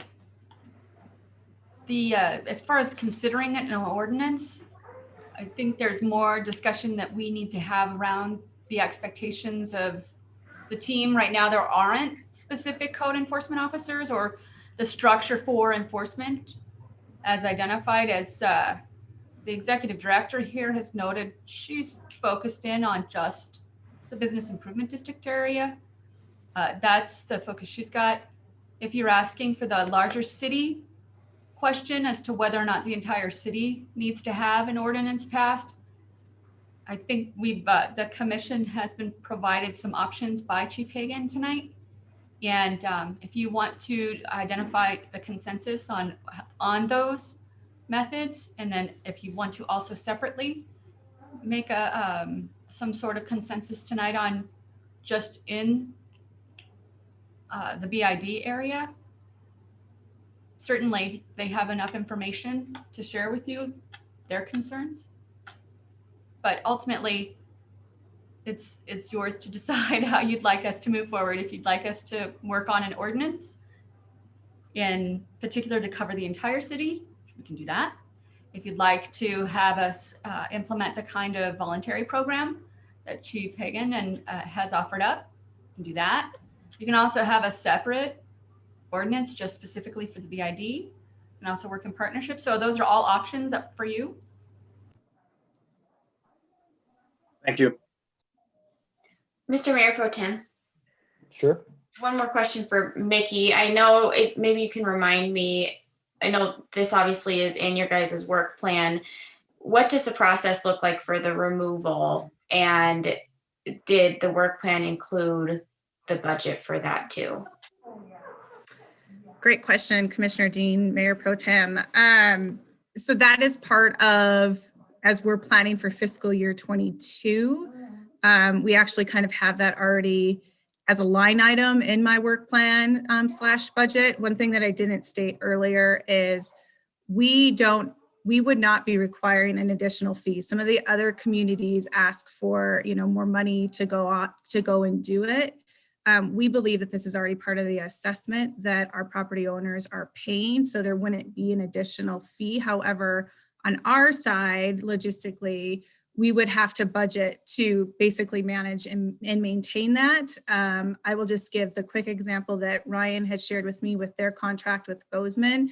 The Bozeman BID, and don't quote me on the number, but I think it was about $4,500 or $5,000, somewhere around there, that basically the BID in Bozeman sets aside in their budget to, maintain their district. And then if there's areas that get outside of that scope of work, then they negotiate with Clean Slate. So depending upon how this relationship evolves with Clean Slate, I see us actually partnering with them in the future until we can get a good handle on the proper ways to remove graffiti. Because again, we have to have the expertise to do it.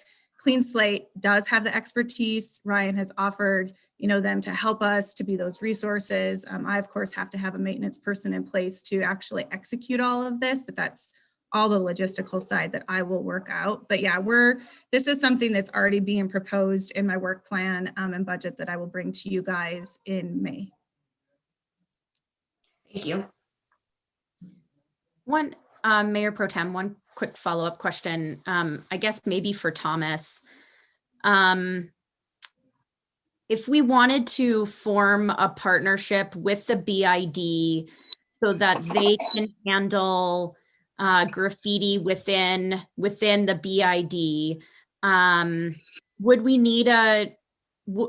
need an ordinance in place in order to do that, or can we, establish a partnership without there being an ordinance? And I am particularly thinking about how to handle private property. Sure, Mayor Pro Tem, Commissioner O'Loughlin, can you hear me? Yes, we can. Okay, so the BID, as Mickey has already pointed out, can highlight this work in the budget and work plan that the commission will have to review and approve later this year. I don't know that an ordinance is necessary for the BID to work with property owners to remove graffiti that shows up on property within the district.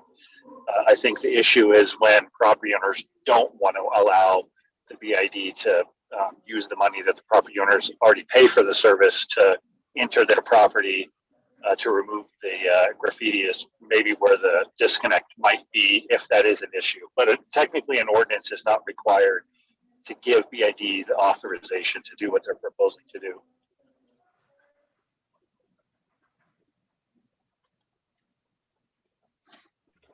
Okay, that's helpful. Thank you.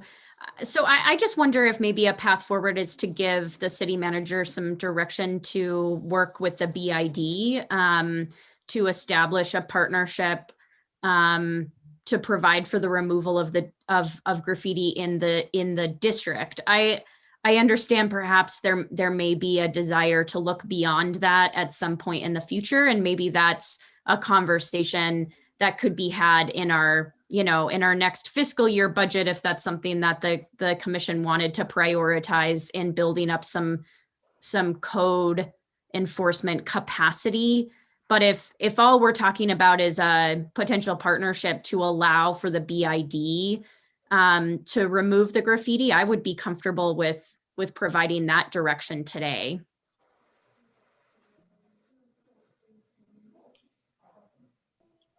I would be on board with that. Sounds fine to me. And it's fine with me as well.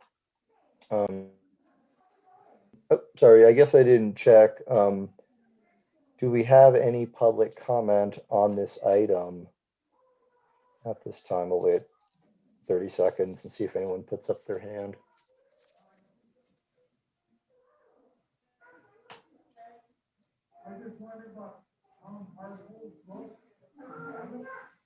Claiborne, do you see anybody out there?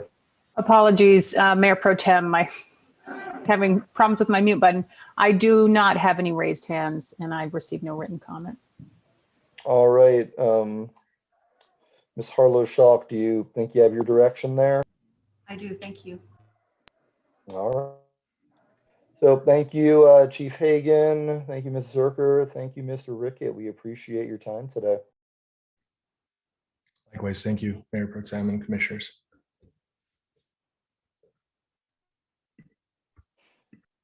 All right, so that brings us to our information only items. And I'll just turn it over to the manager and take it away. Thank you, Mayor Pro Tem. With the information only summaries, they're intended to provide general updates to you all, as well ensure that we read out what those are. There are no decisions or decision points at this time on them that we're asking of you, but they're intended to provide you with information only. I do want to point out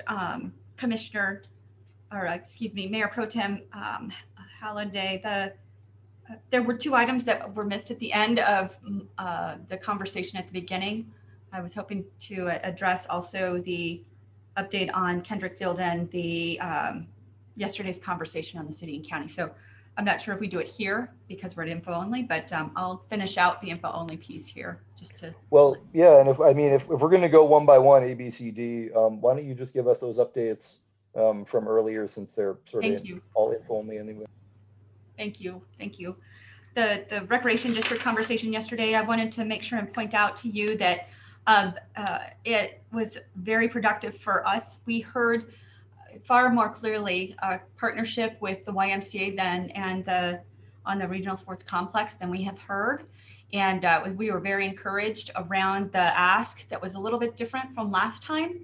And last time when the presentation was brought forward, there were items within it that hindered the conversation at that moment. The first was that this concern around campaign finance and the letter being asked. The conversation as it took place yesterday in talking with Attorney Jordan, there's opportunity here that the conversation has changed enough that we can address that. He's going to be providing to you all an update in the next in the coming commission meetings so that you have more clarity around what his position was and his thoughts were on campaign finance, and in particular that letter.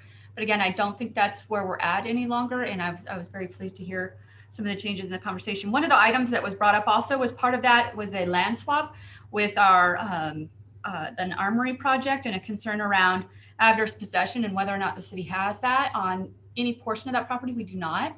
We've completed our analysis, so I'll be reaching out to the armory and let them know that on that small piece of property that they have purchased, that we do not at the city have an adverse possession claim that we're putting forward. And thank you for giving us a moment to contemplate that.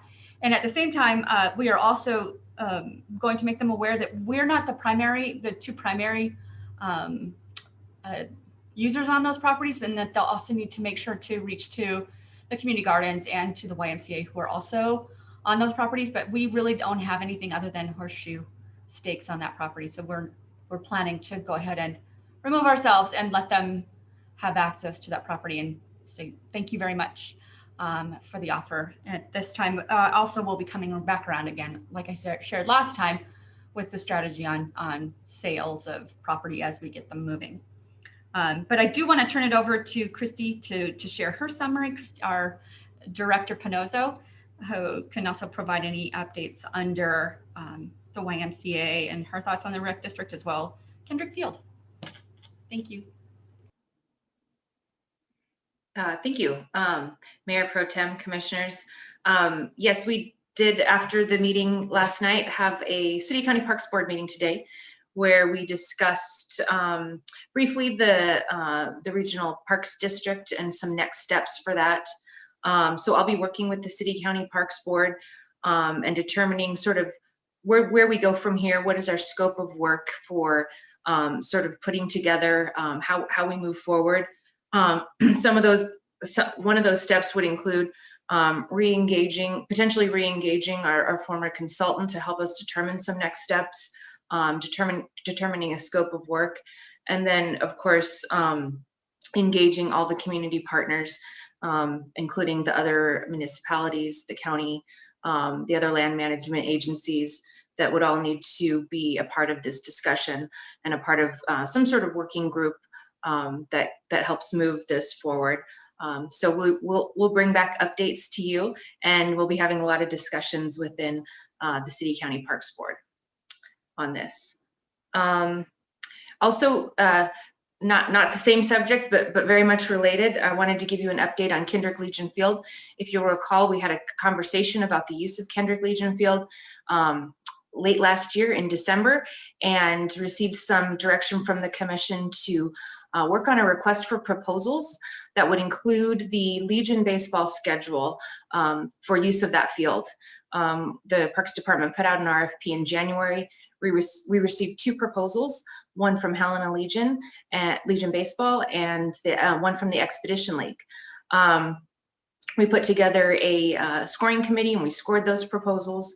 And Legion Baseball did come out ahead, but the Expedition League had an acceptable proposal, and both of those proposals included language about interest or willingness to explore a shared use agreement. So we entered into discussions with both of those entities. We entered into 2 discussions with them over the last month, and we're not able to come to an agreement on shared use for this season.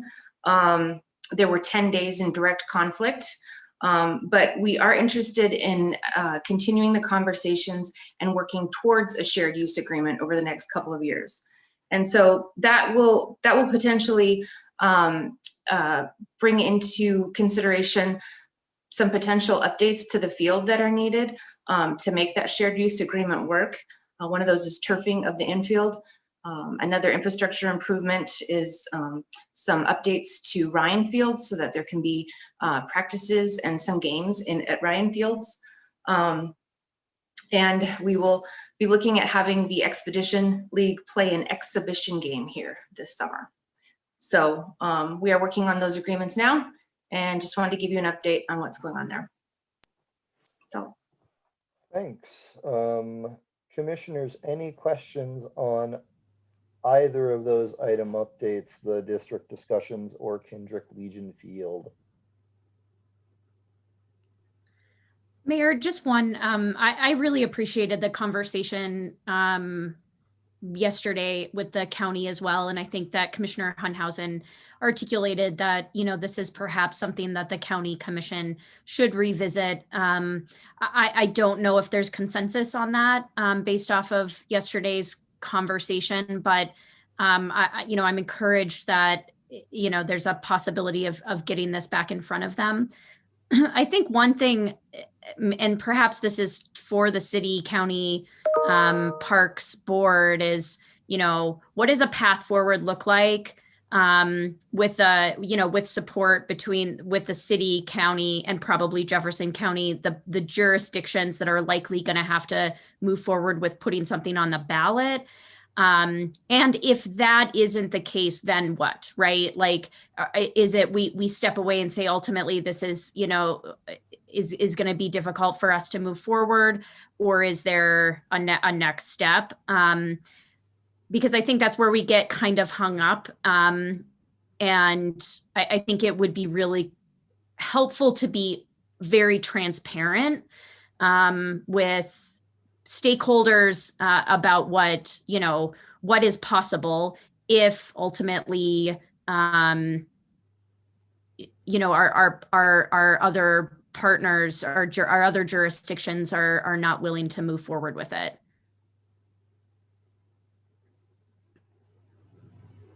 Mr. Mayor Pro Tem. Yep. Yeah, go ahead. Sorry, just one that I think really good comment, Commissioner O'Loughlin. One thing that I was thinking about after the meeting too is, and I appreciate, you know, the idea that we are moving forward in a way that the general public can understand. And so I think one thing that I've been, after that meeting, that I've thought a little bit about is this, you know, a bond and Parks District at the same time?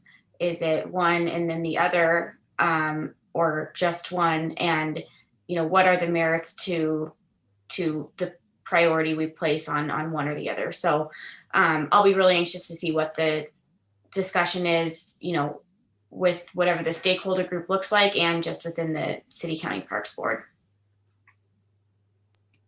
Yeah, and I mean, I just echo, you know, depending on what any of this looks like, whether it's a bond or a district, the more external partners that we bring in, we have to decide, right? If there's 4 interested entities and 2 bail, are the 2 going it on their own, or are we signing an interlocal agreement that basically says all of this is contingent upon running the table on necessary elections or district creations? Because, just gonna say it, Helena probably passes the district for the city limits. Everybody else is a complete crapshoot to a pick 'em. And so, you know, does the City of Helena then impose a district on itself for, you know, increased assessment, assist on some of these things, build out these parks, and again, proliferate the sort of inequitable payment of these services? On the other hand, does it ever get done? So I think those basic discussions with the invested parties have to happen first as to what that structure is going to look like, and ought to happen pretty quick. Like Commissioner O'Loughlin says, to give those partners a very clear picture of what it means. You know, sort of when the county put out the jail bond where they had to run the table in order to actually get the entire levy and bond together, otherwise it failed. You know, that makes a lot more sense. And if you make that clear out the gate, it means nobody is going under any false pretenses that this thing's going to continue on, and you get some decision points more quickly. But no action needed at this time, Manager Harlow-Schalk. No, thank you, Mayor Pro Tem, Commissioners. No, there is no action needed at this time. I appreciate the additional feedback on moving forward, what would be helpful in Director Pinozo's work and work with partners. The last item I just wanted to revisit is this direction that I was hoping to get from you all on whether we're in a collaborative process or if we're in what kind of process. I just want to make sure that if I share to you all I want to make sure that it's clear where we're headed with the budget by way of engagement tools, by using the Balancing Act. And then also, as we bring information forward, are we in a collaborative phase, or are we in the other phase of the responding and providing input? So I just wanted to make sure it was the involved or collaborative. Just want to make sure that I'm clear with you all. I believe Commissioner Dean shared. I just want to make sure there was some sort of consensus on, and don't want to bring things before you you don't need to be a part of.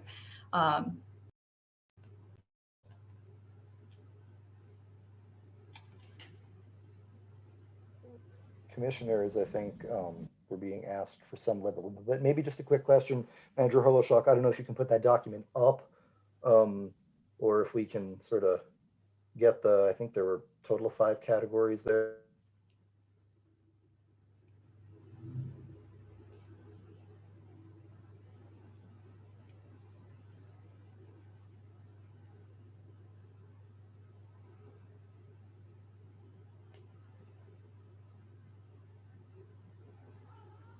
Commissioners, any thoughts? Mr. Mayor Pro Tem, if I may, Yeah, please. I'd like to think that we're in the collaborative kind of part of this of the participation process, and given the reality of that, I don't know though, in terms of how new this is to both us and the public, but I'm certainly comfortable with that column. I'll say from my standpoint, in a sort of governmental philosophical sense, right? We are a representative democracy, right? We elect 5 people to ultimately make these decisions. We hire a manager to assist us in executing the policies put on by this body. So I agree, we want to collaborate as much as we can. I think that ultimately, when it plays out and the rubber meets the road and the decisions have to be made, you're going to be in an involved process. And in some cases, you're going to be in a consultation process. And that's okay. From my perspective, the budget is the city is a complicated creature. There are parts of it that are one-time only money, and that's a lot of what I think discussion focus has been on in terms of what's going to be the direction of that money. And you can get people excited and talking about that. But then you've got copier fund and mail fund, and some of those just have to happen, right? Like I suppose we could make the budget cheaper if everyone just zeroed that out. That's why we're not in Empower. So I just think the whole thing is honestly a spectrum when we have these conversations, and I think we do our best to engage, activate everything we need to do for the discussion. At the end of the day, recognizing that, whether you like my decisions or I like Commissioner Logan's, or whether Commissioner Dean likes Commissioner O'Loughlin's, it's up to the 5 of us to ultimately make those hard decisions, and not necessarily fall back as a crutch on, 14 people who collaborated on this told me to get rid of the swimming pool. So I think it's a mixture. I think you have to just find that sort of comfortable spot between involve and collaborate. I think the manager has to give us essentially a base budget. I think that's part of that managerial task that we assign to a manager, that we're told, and we agreed during our a retreat to stay the heck out of, that the manager brings us that base budget, and that's a inform, consult, involve area. That's not a collaborate necessarily, because that's the manager saying, this is what I'm recommending to the 5 of you. I need to keep the tires on, to keep gas in the tank. Doesn't mean the commission can't question it and do stuff with it. But I don't know that that's a full-on collaborate, just because of the nature of the way a city works. So I'm sorry, manager, to give you a items 1 through 4 response, but I think it's a little bit nuanced in how we go about this. Yeah, Mayor or Mayor Pro Tem, I'll just weigh in. I mean, I think collaborate always sounds great, but if you look at what the example of the tools are, I don't think that, I would agree with Commissioner Logan. I'm not sure that is that a realistic approach when it comes to the budget. I think the tools that you've been looking at are actually more in the consult, right? Like it is surveys, or maybe it's polling, a little bit more detailed polling, but it's certainly not stakeholder advisory committees. So I think we aren't at collaborate, and I'm not sure if that's feasible for the budget process. Mr. Mayor Pro Tem, can I ask a question of the city manager? Please do. City Manager Harlow-Schulk, do you see the the engaged public budgeting tool as falling into the collaborate column? Well, it depends. Thank you, Commissioner Dean. It depends on when we launch it. That's the distinction here. And I appreciate Mayor Pro Tem Halliday's point that there's a spectrum of involvement, and there's the point at which we actually engage that conversation. So right now we could do it before we build the budget, which would be, we're going to collaborate all the way through this process and then launch. But that is, to your point, we get into really odd conversations around things that the community may not always know or have all the information on, and are responding and without all of the activity fully in their spectrum. But then, so that's where we're at right now. We could start this engagement right now. They could get our base budget for 21. We could talk about some of the ideas that have come in, but nothing has been actually brought forward to you all. And so we don't have to do that. That's the beauty of this like, wait a second, let's make sure we're at the right spot. Instead, we do that at preliminary budget. And that would be the next time we would be giving you an opportunity to provide to the community, here's the manager's budget as proposed for FY22. It includes these kinds of additional decision points. Now, again, it gets to that question, do you want that decision point to be an engagement with the community? Or is it the opportunity for you to decide, I just really only have this amount of money that I want to ask the community about, and these are the kinds of projects that we could be really asking more support for or more thought around. But Commissioner O'Loughlin is right. There are two parts. You know, there's an education, but it's also a polling opportunity. So this gives us enough. So I would say that we're not derailing of a collaboration. It's the time in which we actually bring them into the conversation that matters to something productive.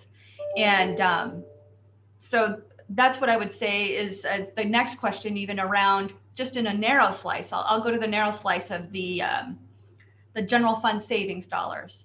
Those dollars I had shared to you all, I would like to bring to you after you have decided which are your strategic planning outcomes, so that you have an idea of what, after some more time together, you will all agree are the things that you want to be focused in on. I did not, though, and even though I've offered it to you as an opinion, as an option, we did not make a commitment to taking it out to the community for them to weigh in. It isn't a requirement, and certainly as the manager within the ordinance passed, I can make those decisions, bringing them to you all to make sure that you're in agreement.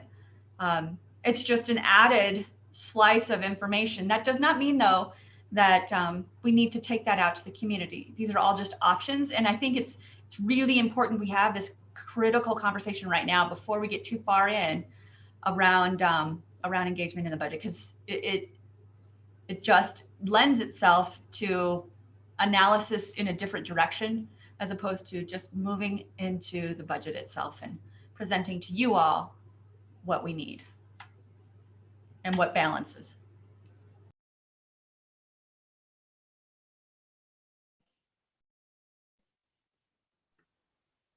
Well, Mayor, I would just say I would like the city manager to bring us a preliminary budget that reflects, you know, the general sense of what are the priorities that we have been articulating over the course of the last year. I think the budget tool is great. It's a great way to get at least some feedback from the community. Let's be really clear, that's not going to be a statistically valid poll, right? So that's important to remember, that there is a subset of folks that generally are weighing in on these things. But it can potentially help inform how we move forward. And if there are things that the city manager feels, you know, I don't know if I have consensus, and here are some clear decision points that I'm asking the commission to weigh in on. If that's before the preliminary budget, that's fine. But I feel I am comfortable with, we've hired a city manager, city manager should put together a preliminary budget, and this body ultimately has the ability to adjust it through our budget process. Mr. Mayor Pro Tem. Yep. So one thing and Manager Holoshoki might have comments on this, I don't know. I don't necessarily see why there's a disconnect between engaging the public in a collaborative manner as that preliminary budget is being produced. I do think that allows more time for the public to understand these are the decision points that are probably coming up in the next couple months, and we want to know how you would prefer we start evaluating some of these priorities. I do think that, and I think Commissioner Halliday made a good point, I do think you're right, it is a spectrum of engagement, but I do think that when it comes to the budget, that is the one place where we want the most engagement, the most understanding, the most opportunities for education, because that really does set the tone for the rest of the year and also gives us the ability to make decisions throughout the rest of the year that reflect the conversations that happen during the budget. And so I do think that, if we, like, our biggest point of collaboration with the public should be in the budget. And I think the more opportunities we have for that, the better. And I do think it also sets a tone of building that community trust that this really is a product that that we think reflects where the community is. And I just think about, even, you think about the growth policy process. I think that, I've never heard anyone who didn't like that process. And it was, very engaging, and yes, you will have people who are always involved, but I do think that given where, just how our community is, people like to be involved, and they like to be asked what their opinion is, and are more than willing to provide it. So I do think that, I think that we can, I don't think those things are mutually exclusive, and I think that we can do both, be gathering input and really engaging people, and these are the decision points that are coming up, while our city staff, led by the manager, is developing that preliminary budget and having, really iterating as it's being developed. So those are my thoughts. So, I guess I think we're all kind of seeing things differently too. Ms. Harlow-Schalk, when I look at the budget calculator, I forget the name exactly, but I don't see that as a collaborative process. I think it's a fine tool. Heck, if it again, I'll use my copy fund. If somebody could see that fund is distinct from street maintenance and stops asking, why are you building sidewalks over here when we need water over there, and could see that we actually have, separate funds for different things, then that's a great educational tool. And so why not have it? But I really fundamentally think that in order to have a coherent conversation, however we want to do it, because right now our process is not designed, the timeline that was given to us that we looked over and chatted about a couple meetings a month ago is not designed to be a collaborative process, right? We are getting a preliminary budget of some kind sometime in early to mid-April, and then we're going to have work sessions where members of the public come and help us. And if we think there's an area that really begs collaboration, then so be it, and let's use that. But I have to go back to this idea that we need a framework to work from. this is not like the growth policy. This is not like SROs or policing policy situations. Right, we have to start from a decision point somewhere, and then we can be, if we don't like the way it was last year or the year before or the year before that, we can change those things. But even the growth policy, when we really started getting down to the, to actually doing stuff with it, our consultant took it and brought us a product. I was part of the steering group and said, what do you want to do here? And what do we do here? And we went through and we talked about them, but it was a frame discussion based on a product brought to us. And I just think we have to have that before we can truly branch off into how we want to further engage on specific areas. I don't fully understand even what a collaborative design of a base budget looks like.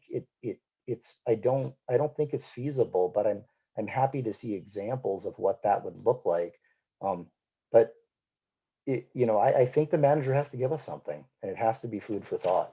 So that to me is how it's designed at the outset.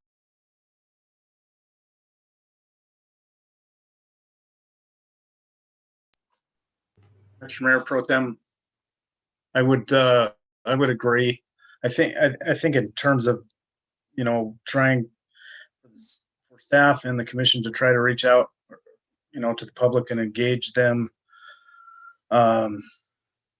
in a process as complex as the budget is. I don't know that we're at maybe we could call it a level of maturity yet.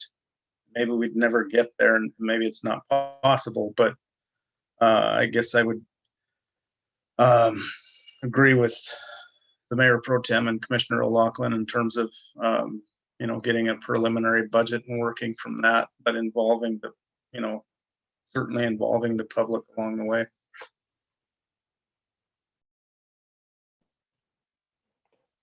So I don't know if that gives you your specific categorization, and I know we've been clear as mud, but do you think that you've got at least some guidance from us from this discussion this evening?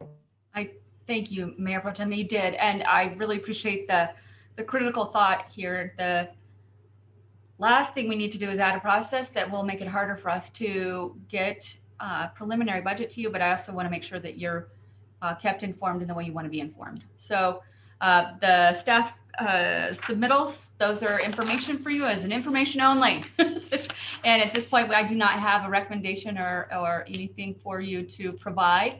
It is an opportunity that we can continue to move forward. If we want to make sure that the community is aware of the steps of the process, I can provide information only updates until we get to the preliminary piece. And that seems a little bit as the first tip to a place where we can share what happens through the process to the community, and then we can revisit it again next year. One of the struggles we've had, as I've said, is that we're 2 years without a finance director, and she's struggling to balance our CAFR. So the implementation of this kind of a process within that pressure right now is difficult, not just it's for all of us. So I appreciate the opportunity to study this year and be ready to revisit it next year. And then also I would like to move forward with the CARES Act dollars, the general fund freed up dollars from the CARES Act. So I would like to bring that to the next conversation with you all, and let's make some final decisions on where we're going to fund things then. Okay, we've got them all lined out. Thank you. So we're on agenda item 7, Manager Herlo-Schalk. Were you intending on that we plan to go through each one of those still? I couldn't tell from your last discussion. Just I know there are people on with interest in a couple of these, and so I just didn't know if we're going to do them and ask some questions, or if the idea was they're on there. If commissioners have questions, what was your pleasure? Sure. The information only portion. Thank you, Mayor Pro Tem Halliday. The intention of the information only was that they are not intentional. They're not intended to be presentations. They're not position points. They're not policy questions. They're summary info for you all. And the intention here is to read them off much like I would do on the consent agenda, so that they reflect on the audio what is on that list. And then at the end, ask much like the mayor does in the consent if there are any questions from the commission or the community. So the Okay. first one, make sense? No, please go ahead. Thanks. Oh, okay. Fire truck. So beginning with the fire truck intercap loan. Just an update on the implementation of that, seeking that loan is adopted in the budget last year for this year. The City of Helena's infrastructure rebate program update. It's just an update of the current process and those who are taking advantage of the rebate. Update on the golf and civic center fund losses from COVID. That is just focused on the revenue not received so far, and then an update on e-bike policy process for open lands. This is just the process, no decision point at this time, just ensuring you know the process that's being implemented. Thank you, Mayor Pro Tem. So commissioners, are there any questions for the manager or any of the departments on any of the specific 4 items? And maybe the most coherent and organized way would be to say, does anybody have any questions on the intercap loan for the fire truck to start?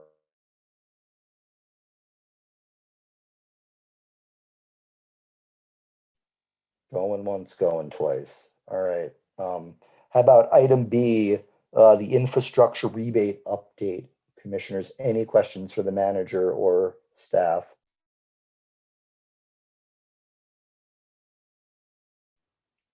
Seeing head shakes, which helps. All right, item number 3, update on the golf and civic center fund losses from COVID. Any questions on that one for the manager or the parks director? I guess maybe one question, Mayor Pro Tem. Sure. Just sort of like a big picture question about timeline for this. I mean, we did provide, I think, at least in my mind, a one-time subsidy transfer, general fund subsidy transfer to golf in the last fiscal year.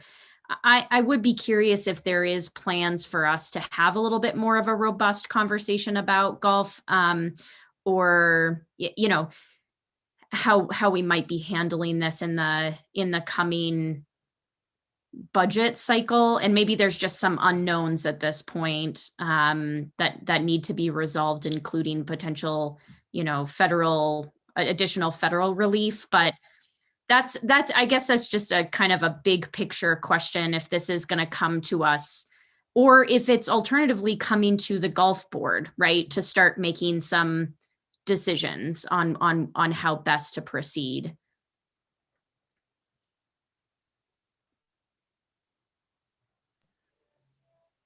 Thanks, Commissioner. Anyone else have anything on these items? I have a question on the Civic Center one, and I mean, I assume we're going to discuss this in greater detail. I think in the last budget we appropriated somewhere in the range of like 362,000 as the general fund transfer to the Civic Center for the year, and I assume that gets paid out over some period of time. It's not a one-time payment, but I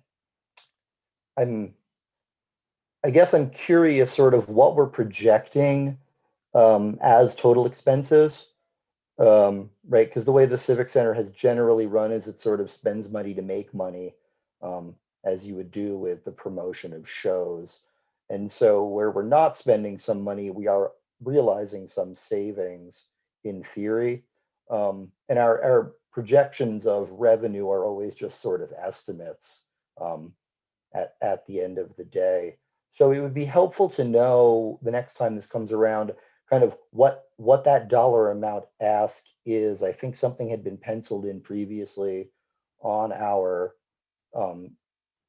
general fund surplus as something in the range of like 350,000, but I may be misremembering that, which would mean, a general fund transfer of somewhere in the range of like $700,000 for fiscal 21, which would be a pretty significant amount of money to provide to the Civic Center during a period of not dormancy, but relative dormancy. And so it would be helpful to sort of know, because the Civic Center has reserves, it would be helpful to know what those expenses really are. Because in some cases that projected revenue is illusory. if you don't actually have, consequential expenses going against it. And so that would be helpful before we just transfer over money, right? Because any given year, the Civic Center comes out ahead or it comes out a little behind, but it takes the surplus that it has on any given year and keeps it, irrespective how much money was given by the commission in the intra-fund transfer. And so there are general fund dollars sitting there in the Civic Center right now that just don't revert like you would with a normal general fund. So that's when I would just be curious when that ask comes for us to have that in pretty good information on actuals and years to dates and what's really a revenue projection at this point realistically, so that we can make an informed decision of whether, because that money is either just going to go to pay existing expenses or go into reserves. And I know I understand there's internal discussions right now about whether we should be having reserves for some of these funds that are really just facilities reserves. And we already have a facilities department that budgets for all of these reserves anyway. So we're almost doubling up in some cases potentially. So that's just some hopefully FYIs that we'll have the next time this comes up. Mr. Mayor Pro Tem. Please. My question's on item D. I'm just curious if in the e-bikes policy conversation with Holmac, if Holmac gets copies of the comments that we get via email on this topic. I don't know if Ms. Pinozo has an answer. Sure, Mayor Pro Tem, Commissioner. Yes, at our last Holmac meeting, we did provide, I think, all the comments that we had received or that we had in our inbox and that you guys had in your inbox to them. So yes. Thank you. And I guess, does anyone else have any questions on item D with regard to e-bikes at this juncture?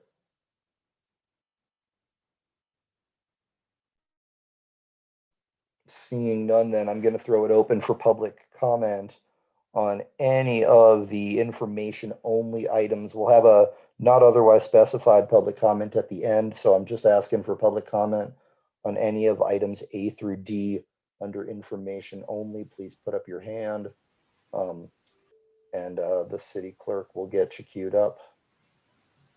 Mr. Mayor Pro Tem, Commissioners, I have John Gatchell with his hand raised. All right, go ahead, John. Well, thank you, Mayor Pro Tem and Commissioners. I wanted to talk about the move to allow electric motorbikes. I was surprised to learn the City Parks Department was taking steps to allow that. And particularly, and my fears were realized when I found out from the Parks Director that this may include Mount Helena and Mount Ascension, where motor vehicles are prohibited by ordinance. These, as you know, are natural parks. They're afforded the very highest level of protection that we have. And the rules are embodied in a 1996 ordinance that was crafted with lots of public involvement. It's no accident. And a very critical rule protecting our parks is that it is unlawful to drive motor vehicles in any natural park. And, you know, this rule, and I've retired from 35 years of experience working with public lands last fall. This rule is clear, it's easily understood, it's effective, it's enforceable, and it's consistent with the U.S. Forest Service in the South Hills. It's not a secret, every South Hills Trails map says right up under all trail users that all trails on this map are for non-motorized use only.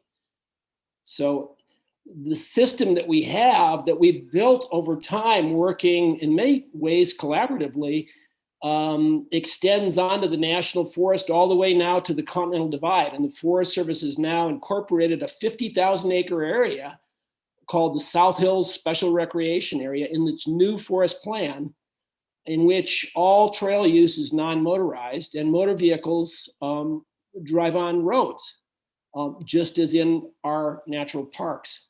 So these boundaries, I traverse them almost every day, they're rarely marked, and there's no need to do that as long as the city land management is consistent in the South Hills. But if you remove or weaken protections, then the effect is quickly going to spill right over into the National Forest as motor vehicle violations that they don't have today. As of Friday, the Helena District Ranger had no idea the city was considering allowing electric motor vehicles in the South Hills. So I don't see this as a clarification. The ordinance we have now is not an accident. It is clear. It is a key safeguard that has worked. It has protected our mountain parks for a quarter century. It isn't broken, and it's done just what it was intended to do, protect Mount Helena and Mount Ascension for a quarter century. And when we look forward with all kinds of new vehicles coming into the market with greater power, gearing, changes, two-wheel drive, it's going to be even more vital that we have this clear line of protection for our most natural, our wildest mountain parks. So I hope that you will hold the line and keep our protections undiminished for our greatest mountain parks. I would encourage the commission now to redirect the Park and Rec staff to look elsewhere where there are appropriate places for electric motorbikes and vehicles, but not in the South Hills. Thank you for listening to my concerns. This really, really worries me. Thank you, John. Ms. Claiborne, is there anyone else with their hand up for public comment on any of these information-only items A through D? Mr. Mayor Pro Tem, Commissioners, I see no other hands raised, and I have not received any written comment either. Okie dokie. Then we will move on to review of future agenda items for next commission meeting. Madam Manager, anything on this one? Yep, thank you, Mayor Pro Tem. As those are sent out, we meet weekly as a team, as a director team, to make sure that we're addressing items that need to be addressed, or moving things as they need to be moved to accommodate issues that have risen up above others. So I wanted to make sure and flag a couple of things for the next meeting next week. The agenda is fairly light. That we have on that agenda, I think it's that would be the A only, from what I can recall from seeing just last night. We were actually deciding whether or not we needed to have the meeting. It was really around the Irish Heritage Day proclamation that has come up this week. It came up yesterday, and it will be submitted tonight, which is March 17th, and as a proclamation to be read by the mayor, and then also some meeting minutes, from what I understand the city clerk is bringing forward. And after that, we move to the administrative meeting. What I want to really point out is that these administrative meetings, we're starting to move to a lot of study. And I think that's what you'll observe as we are getting into more of a study of our work. So that first item, direction needing feedback, we will be removing the draft CIP, the asset facility. We will keep that financial status report. Next, we'll provide an update on that multimodal downtown update is something that continues to be pushed on. And then the presentation on the water master plan is planned for that next agenda. And then as we go further out, items become, so on that March 22nd agenda, items become thinner and thinner and begin to start moving closer and closer. So I would just share to you, while this is intended and is draft and always draft, we intend to make sure you know the items that we're working on, some deadlines that we're trying to set for ourselves to try and make sure we get information to you. But also, I just think it's an important time to observe that we're moving from heavy commission meetings to heavy admin meetings. And obviously you know that because we're late tonight, but a lot of that has to do with really taking on and studying some issues that have been put on the back burner for a while. So thank you. That's it, Mayor. Any questions? Commissioners, any questions for the manager? Keeping in mind that we've got substantive items that are draft and tentative in nature through June. So being sensitive to, you might not want to ask questions on the June 16 one right now. But any questions for the manager on the draft agenda item?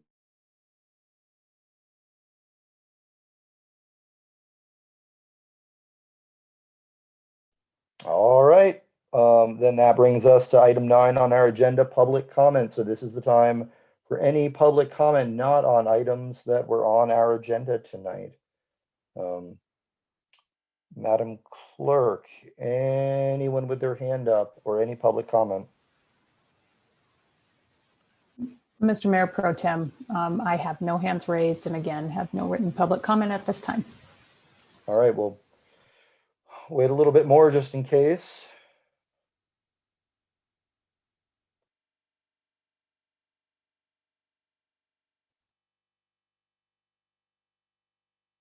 All right, seeing none, then commission discussion, any direction to the manager? So Ms. Harlow-Schalk, do you have your direction that you need this evening?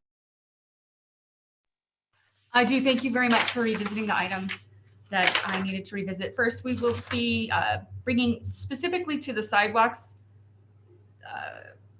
work session particular decision points that we need to have from those sessions, as well as a strategy for them to ensure the policy direction is addressed for gaps or issues that have stopped us from moving forward. I'm going to speak with the team to move forward on the infrastructure project that received $100,000 on the Cruz Avenue, and put more information together to identify the actual policy issues that need to be addressed by the commission on the Cruz Avenue by any sort of work session, and then bring those back to you. We will be bringing a preliminary budget back to you. And last, provide more detail on the Civic Center. Thank you. Budget. All right. Thank you, Madam Manager. So with that, that brings us to the end of our meeting. Thanks everyone for hanging in there, just about 25 minutes over time. This meeting is adjourned. Thanks.